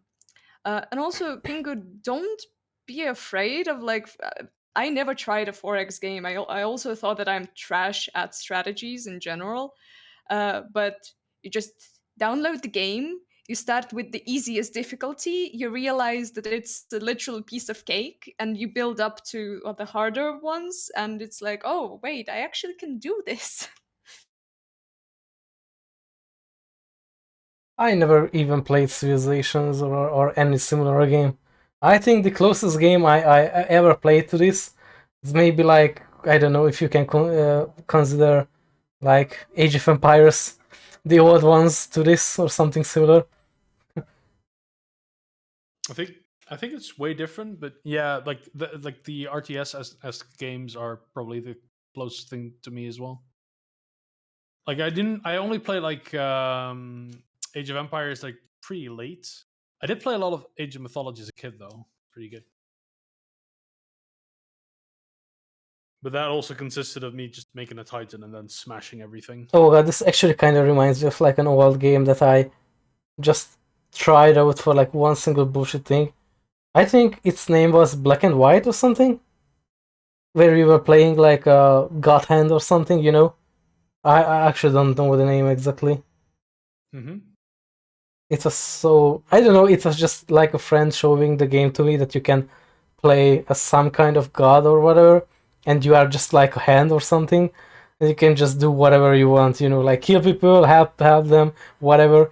And it was just like, I don't know, just punishing people everywhere. Wait, you managed to get a copy of the game last year? Peter Molyneux game? Wait, where we AOM? Wait, I'm confusion. I'm not following anymore. Sorry. Peter Molyneux. Peter Molyneux. That's the guy behind wait. behind Fable. Did oh, hold on. I think Xeb disconnected. Oh yeah, it died. Hold on. Yep, sorry. I love Xeb again. Yeah. I just actually noticed that your picture was completely black, and I was like, oh, wait. Yeah, sorry, my Discord just had a stroke. It was like, No, it's fine. I actually still don't get it. Why am I having like constant bit rates dropping? Like it just red and green like every 5 seconds.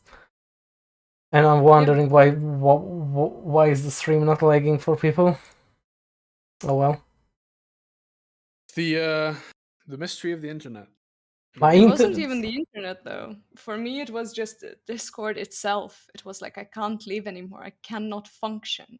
I'm gonna close myself and never come back. Yeah. I'm gonna commit die, you know, and just. But yeah, Noxxi, are you unaware of Peter Molyneux, the guy, you know, the massive overhype lord? He made the word overhype. Really? Yeah. Peter Molyneux has basically like he's very much known for the Fable franchise, but he basically like he sells the game like, oh, dude, it has everything. This is the perfect game. Oh, Like you can do all these things, and afterwards, kind of a little bit of a letdown. There's also a very famous video of him promoting like Project Milo on like the original Kinect for Xbox. Yeah, it's a very funny video to look back at it. How they presented that. To be honest, all the Kinect stuff is kind of cringe looking back at it now, but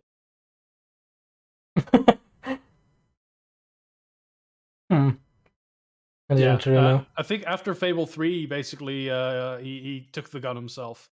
He's alive, but he's no longer like Lionhead Studios. I think is he left that, and yeah, he's out of the picture. I haven't played so many of these games. Like, I actually not really the type that plays many games. I just usually stick by like 2 games or something. And I just don't try anything. And then when I end up trying something good, I'm like very hooked. I think the last game besides Guild Wars 2 that kind of did it for me was DRG. DRG was very good. The Yep. Galactic. Yeah, that's actually fun. Actually, haven't played since when they announced the big patch or something with the new guns and stuff. I'm actually still waiting for the new guns. Well, yeah, the patch's not out yet. Like I think it's like releasing in November. Ah, more waiting. Yeah, we'll play again. There's at least modding support now, so technically, the modders could add in the weapons before they can. Yeah, that's actually true. Wait, does it mean they can actually like even like mod more weapons into the game? Probably, yeah. Wow, that's actually okay. I like modding now. Well, I don't know. Like I haven't checked it out. I'm kind of like I have so many things I would like to play. Like I want to play like Forewarned, but I need kind of like Ray and Chera and Spire for that as well, because they're the Phasmo crew, right? Yeah. You got to play the spooky games with them. Like I still really want to try like the Star Trek like deck commander game, but obviously in VR. But I kind of need Planix for that because Planix is big like Star Trek fan, and I think Ray wanted in on that as well. I think Chera as well. I would honestly love to do a Guild Wars 1 playthrough with friends and just like actually have like 8 humans instead of like me and 7 heroes. Yeah, I mean you can still play with like 1-2 heroes extra, because for some you will actually need eventually, like for Nightfall you actually need, so you can't really plan with it. But like full humans.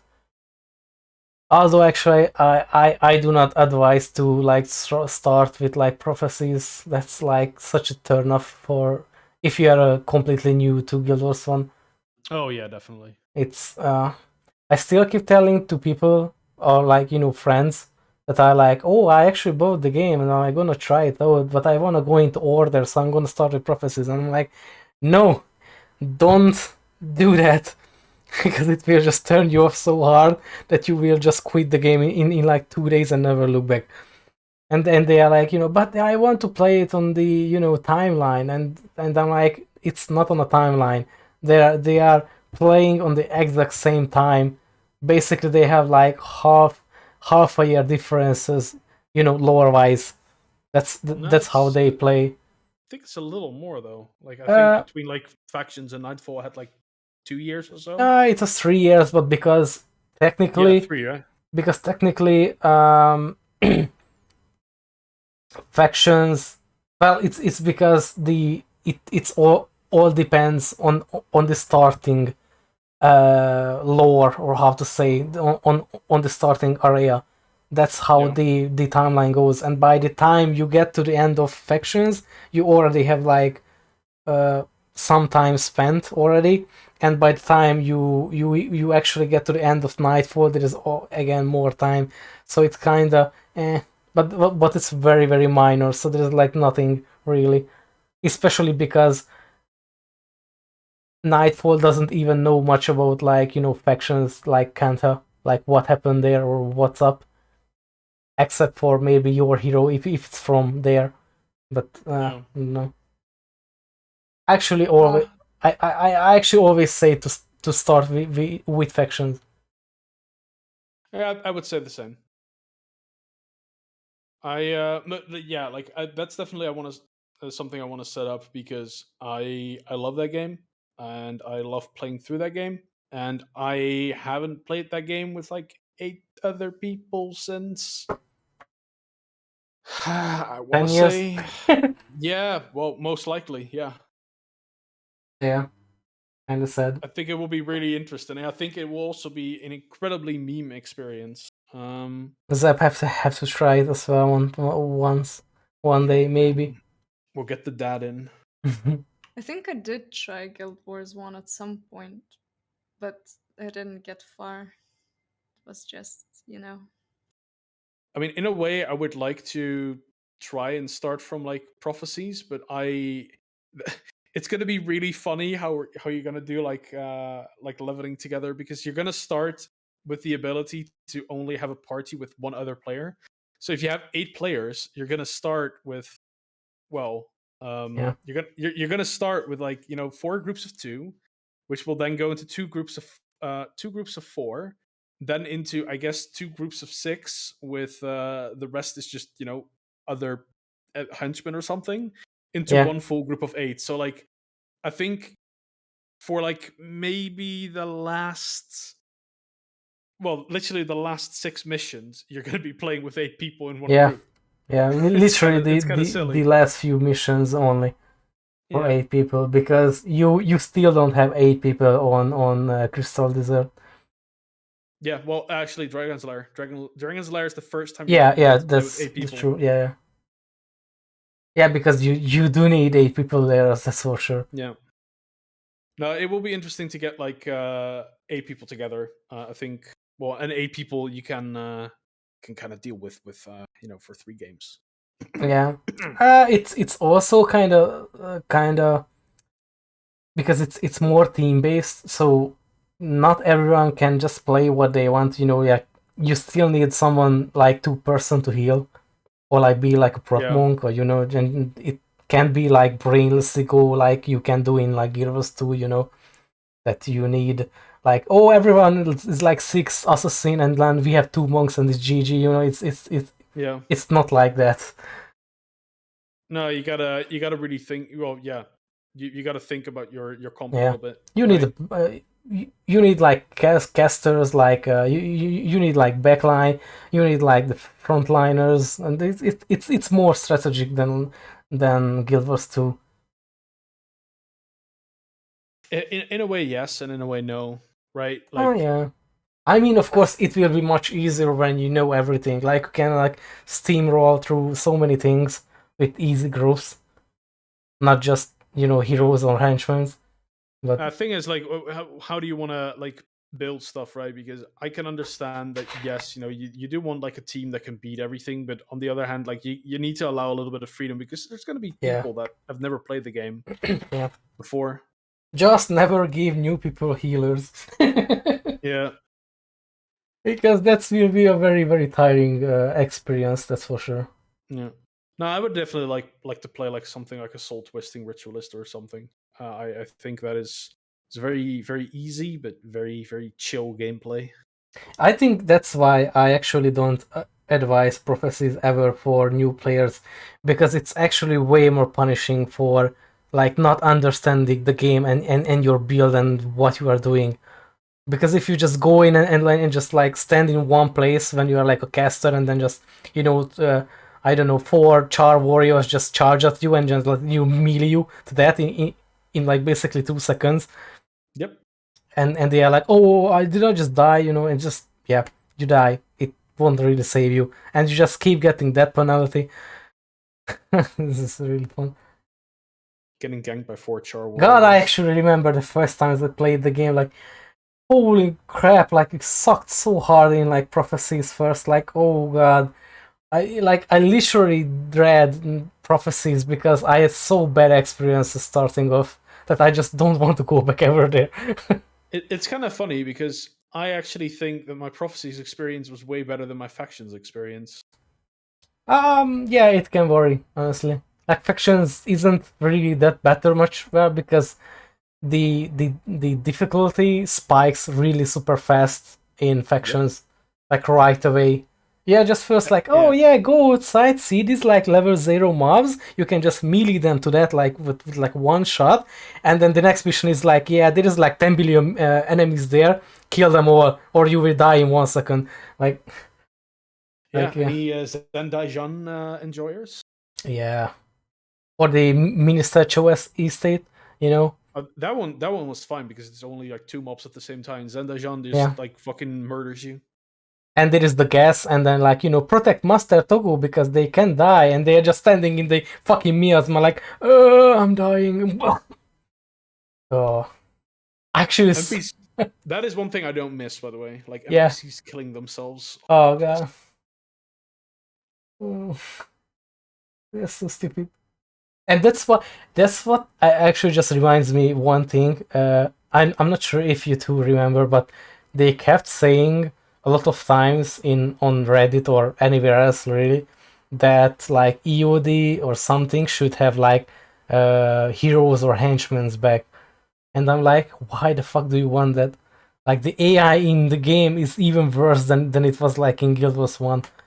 Like why would you want something like that? And it's completely useless. Because finding friends Oh is yeah. hard, okay?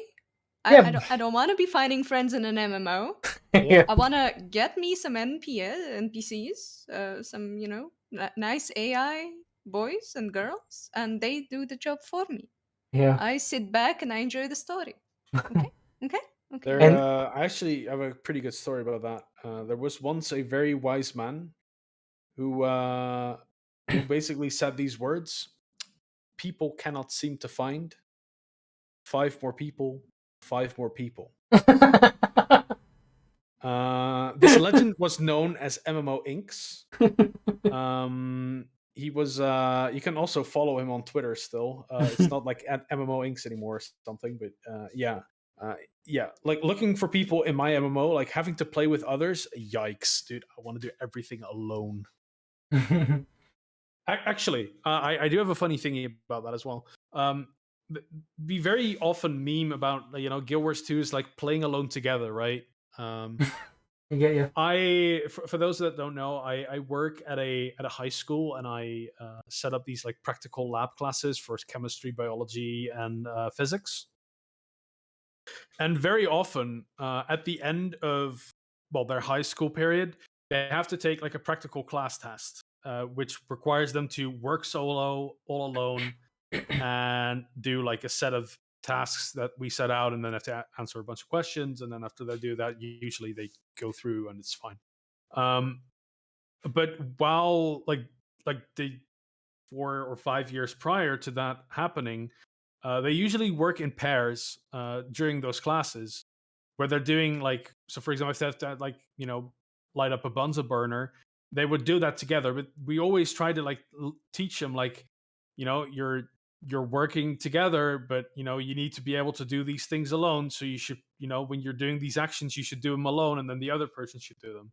And I've actually been using the term working alone together to describe the way they should handle these classes. And yeah, they actually got it, working alone together. Yeah.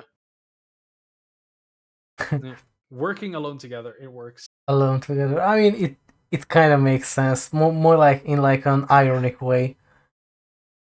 We're all separate clowns moving as one I circus. wish that every uni project was working alone together instead of working together. Oh, what a wonderful world that would be. What do you do? I mean, how does it work even there actually? What do you mean?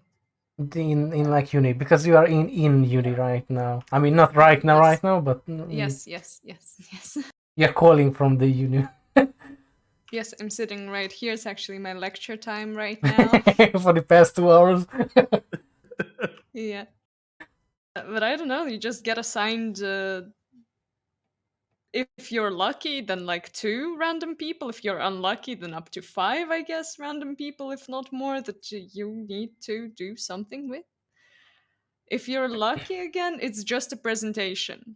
If you're unlucky, like we were last year, it's a full blown primary research of some subject, and you just die inside while you do everything with the like one other person that is alive, and the other 4 bodies are, they're just there.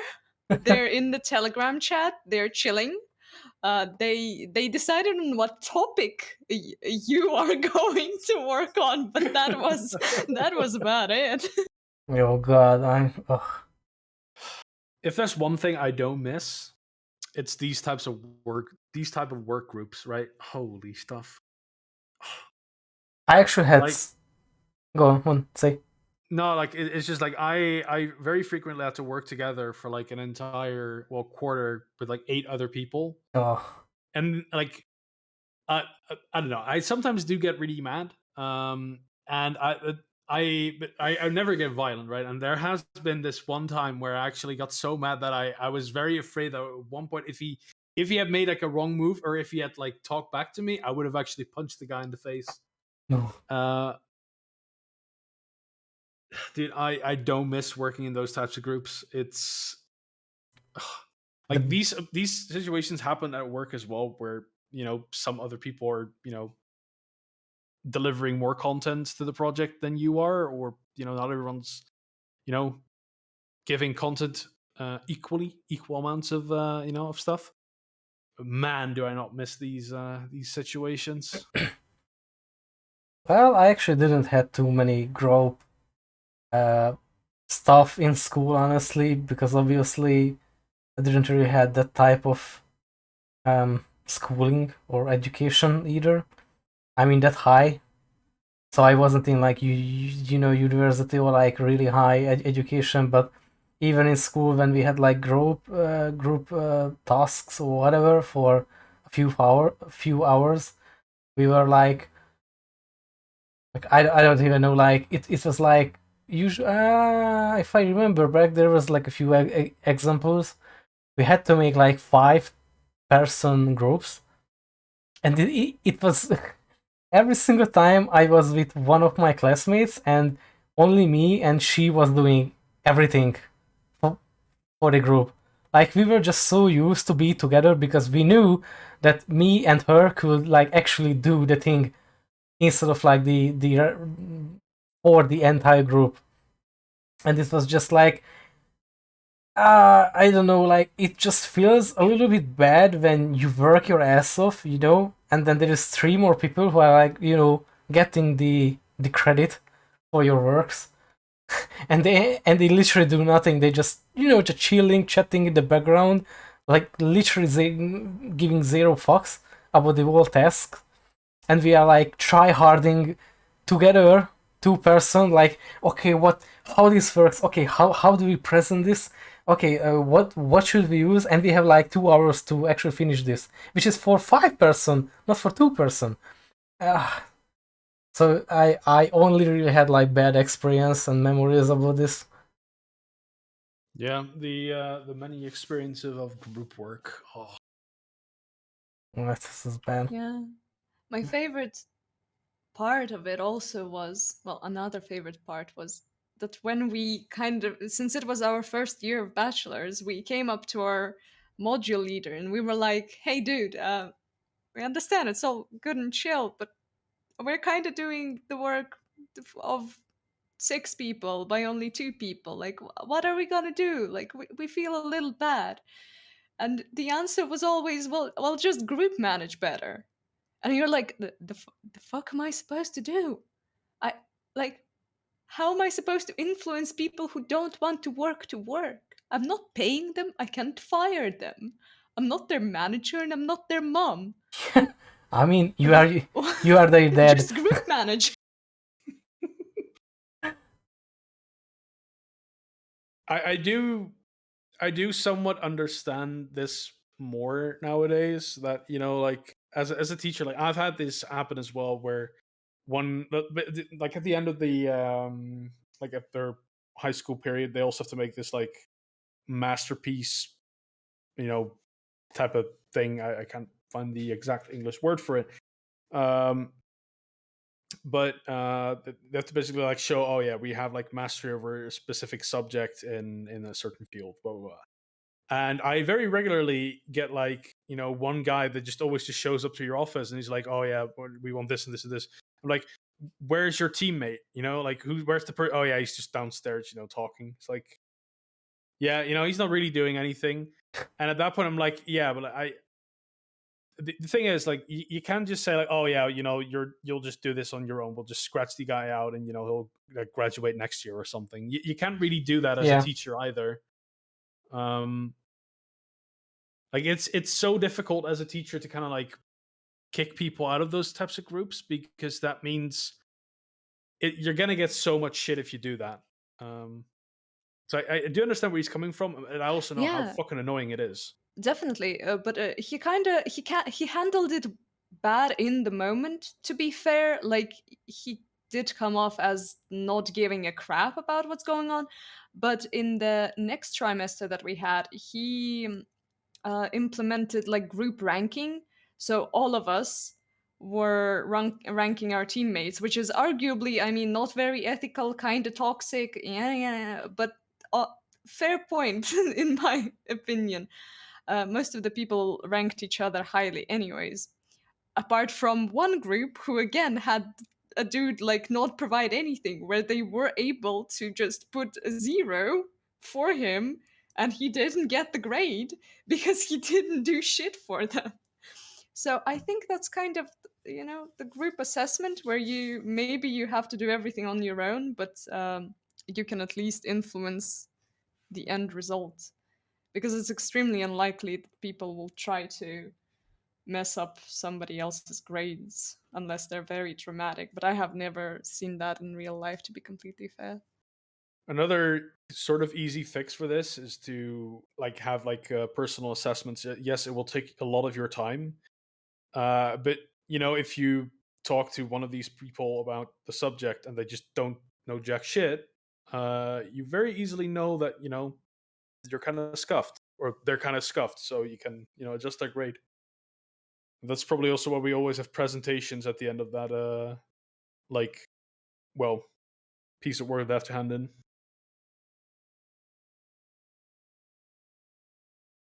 Yep. Yep, definitely a good Okay. option. Actually, I'm gonna just ask one more thing before I kind of wrap up the stream, because we are on these kind of school-like experiences, but I was actually kind of curious, but what was your your f- uh, your worst experience with a teacher in school? Any age, really, just like your worst that you had, that you think was the worst experience with a teacher, or some kind of you know mm, um Um, I do know what it was, but I'm not gonna tell it here. well, no, that's fine. I'm very sorry. I'm not gonna tell it No, here. no. Is there something something different that you can tell? Something that was like bad, like they just kept like being asshole to you or something. I'm like not really asking for like very specific thing, but like where just had like a very bad experience with a teacher because they were just I don't know, like I had there who were just absolute assholes with you for no reason. No, I don't know. I was a pretty like chill kid, and I don't think I ever really had like no, I can't. No, not from the top of my head. There's one experience, and I'm not gonna call it. That's kind of nice, That's it. actually, somewhat, still, because I had a lot. Zeb, did you had any any like very bad experience in your I think life? mostly I was really lucky with teachers. There was one interesting one though. When I was in sixth, I think, or maybe seventh grade, I switched schools.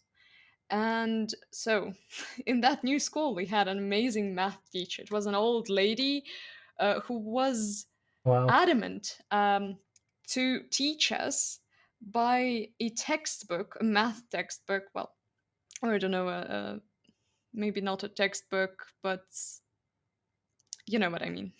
A Yeah. book that was intended for people who were applying to one of the like most difficult faculties in the Moscow State University. So it was for big brains that are Oh, applying for university. We were in 6th or 7th grade, and we were just we were ready to cry because we were like we came there all smart and like, yeah, it was we're in this new cool school. We thought that we got here, we have the big brain, we're gonna achieve great things. And then you meet that lady who just tells you, no, you're absolute fucking garbage, you can't be on the level of that dude who is applying to Moscow State University, you're nothing. and you just became Well, people hands, basically. pretty much, yeah. Actually, that was pretty sad, but for some reasons she kind of mellowed out as the year went on, and I guess she kind of gave up on us. Wow. Wow. She was like, "Oh, okay, I can't bully them into being smart. Oh well, might as well not even try." It Yeah. doesn't work. Am I the only one with like very bad experiences with fucking teachers? I'm so surprised, honestly. Well, maybe you were just the naughty one in No, I class then. wasn't actually. Oh. I was I was typically the silent, everyone can bully kid, typically. But I probably the worst one I had was there was like actually two super bad experience, but I'm gonna just only say the second one because the first is a little bit too harsh. But when I went to art school after graduating, it was basically 2 years after me graduating, and I went to art school for a year because I was like, yeah, I was already doing like hobby art, just drawing digitally here and there, kind of got like into the mood, and it was like, so I went there in hopes that maybe I can learn to draw better or maybe develop a style. I don't know. I had no clue where to go. I had no papers for a job. So I went there, and my PhD art teacher, which was on the top, and was also the substitute, what do you call it, principal or whatever, and he actually wanted me to fail the whole year at the beginning of the school already, but nobody told me who was it, and it only turned out on the very end. And 3 months before the year ended, he made me make a test, like a special test about art and like art history, and basically a bunch of subjects. So I did, and he told me that it just sucks and I just failed, so goodbye. And I was like, what? And he just sat down, like I was literally alone in the whole giant classroom, and he just sat down in front of me and just looked at me, and he told me that I really shouldn't force this thing, that I'm there in the school, and I should just like give up and just don't even bother with art or anything related to it. And I was so shocked, and I was like, what? I'm like doing art for like 3 years now, all by myself. And he was like, he just basically outright told me that he doesn't like my art. He told me that I can draw. He kind of, polite but harsh way told me that my art sucks, basically. I can't really quote it because it wouldn't really make sense in English, but whatever. But he just told me that he will fail me for the year, and I shouldn't bother with like redoing the whole stuff, because he is the judge over these and he decides who gets who passes. So I have zero chance to even just try or to stay there. So he just told me to just pick up all I have and just go home. And that's what I did that day in art school, like before the 3 months before we had the final exams. I just picked up and I was like, yeah, goodbye then, and then just went home in the middle of the class. That was like, I wasn't like, crying or anything, but I was super mega sad for sure, because it's like everything was so fucking expensive to get into the art school, buy the equipment, because they actually needed like, very, very Like a specific yeah, stuff. like specific and like very quality stuff, to actually work with. So it was super expensive, and I also had for the travel cost all the time to get there, which was basically monthly like 50 euro extra, which was just bullshit anyway, but whatever. And that was just like all gone. And the only time I went back to the school was when I just placed down my student card, whatever ID bullshit. And that's what it. But this was just such a asshole move. Like, I just still can't comprehend that like an art teacher tells a student that your art sucks and just don't bother with it. Like, nah, that's just no, fuck off. It may just be stereotypical, but whenever I hear these types of stories, it's always art teachers for some reason. I do actually. Now that you were talking about that, I do remember a story. This wasn't me. This was a like an old classmate, because I at one point did fail a year and I have to go back. But I don't think I can fully quote it what he said, but because I heard this afterwards. He told her, "You should probably stop bothering with economics and just find a job that involves a red light." And yeah, Oof. yeah. This is also a red-haired girl, and I think he made a comment about her hair as well. And yeah, that teacher did actually get Wow. fired. Wow. Yeah, I remember hearing that and first laughing and then thinking, that is actually not very nice. Maybe you shouldn't say that. Yeah. And I do remember a story, and I'll tell this now. But this was really fucking silly, because especially because of where I work now. When we were at high school in my very first year, there was this very common trend of like people just using the school PCs to look up porn. Like we were not just like we're not doing the deed. It was just like funny, ha ha ha. Like this woman is getting Yeah, and yeah. there was a thing about a horse and a dog, and well, anyways, like, and no joke, by the way, I'm not joking about that.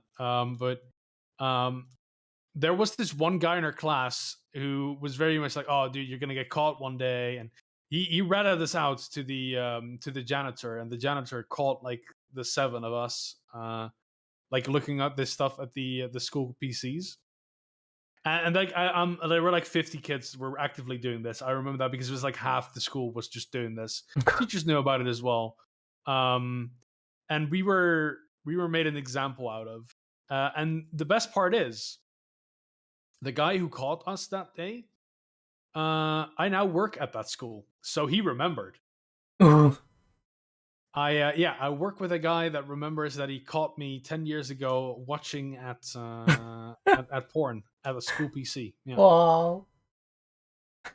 That's kind of funny though. Yeah, it is pretty funny, and he actually he mentioned this as well, that he didn't forget. Like a few weeks ago, Just to make sure. He did not forget that happened. Asserted dominance, Yeah, he asserted dominance. Now this is a really funny guy. This guy, he used to be a jailer, unlike Zoval. Oh, Zoval's also the jailer, but he used to be a guard in a jail before he got the job as janitor at the school that I was going to. Wow. But yeah, that it's not a well. Look at the time, it was a pretty bad experience. Now it's actually pretty funny, especially since this guy's now my coworker, and in a way, he's my superior. It's kind of funny as well. Oh. So yeah. Okay, that's a fun story, that's for sure. And that's a good story to maybe end on. Yeah. All right. Well, we had our time, though. It's a good thing. Yeah, just casually watching bestiality at school. So fine. Yeah. Oh God. I mean, it's yeah. I'm actually not Alright. gonna comment on that though. Yeah. Let's just And stay on with it. that note, Noxxi is gonna. Yeah. We are. Let us just end it here though. Yeah, Yep. it's been 2 hours, and it was 2 great hours too. I really enjoyed. I actually agree that 2 hours is just enough for It's this. enough, right? These. Yeah. Don't no need to go much further. So yeah. We had. How do you even end podcasts anyway? Like, let's just go with like. Do you want to say anything, Zeb, for final moments? Before we all go away.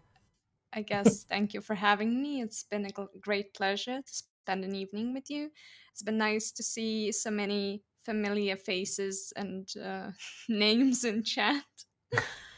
And yeah, great stories, especially the last one. Perfect ending. Just Oh yes. Wait, did Laguama actually? Oh, Laguama probably did hear it. Shit. Laguama now knows. He knows about the story. he Oh, knows the secret. He knows the secret. Yeah. all right. Lyn, do you want to finish it off with something? Yes, I'm gonna make pizza and it's gonna be fucking great. Ah, no, you made me hungry. I just have like fucking ham at home or whatever. Yeah. No. Yeah, and exactly. I also want to say Lagumba. Lagumba. Legume. Lagumba.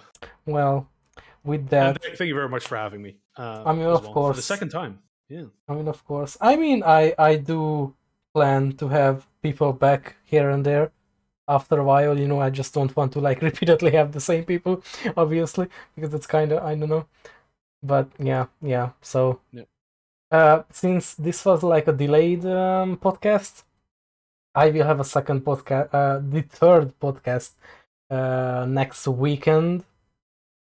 So I actually will I will kind of spoil it because I did spoil it before already, but I will have Chera Fox here next weekend, and Ravalicious with me. Wait. So I'm not allowed to go back. I'm now off the podcast. What? No. I'm fired. No, Team, you will be back. another Don't worry. podcast. Get me. You know that you are scheduled with someone for the future, someone very very nice that I know as well. But I need to find a non-busy date for that. But yeah, you know the you know the thing, Lyn. Yeah. But yeah, okay, sure. I'm excited. It's So gonna be fun to listen to it from the other side. Yeah, I don't know, but yeah, thank you too for being here and actually accepting my invite. It's kind of hard to find people near sometimes, because I'm still going with like people that I know very well, kind of, or consider close friends, whatever. I don't know what to say. Sorry. I don't know how to finish a stream properly.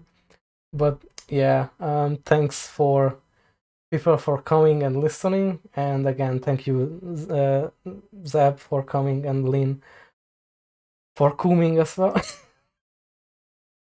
Yes. But yeah, that's the end of it, and thanks again for watching, and thank you, by the way, for the subs or sub at the beginning. I was just didn't want to interrupt during the podcast for that, but thank you for the follows and subs in that case. So let that be the end. Thank you again. Have a good night, afternoon, morning, noon, midnight, whatever, where you are. Have fun, people, and with that, let's close this. See you, Planga. See you guys.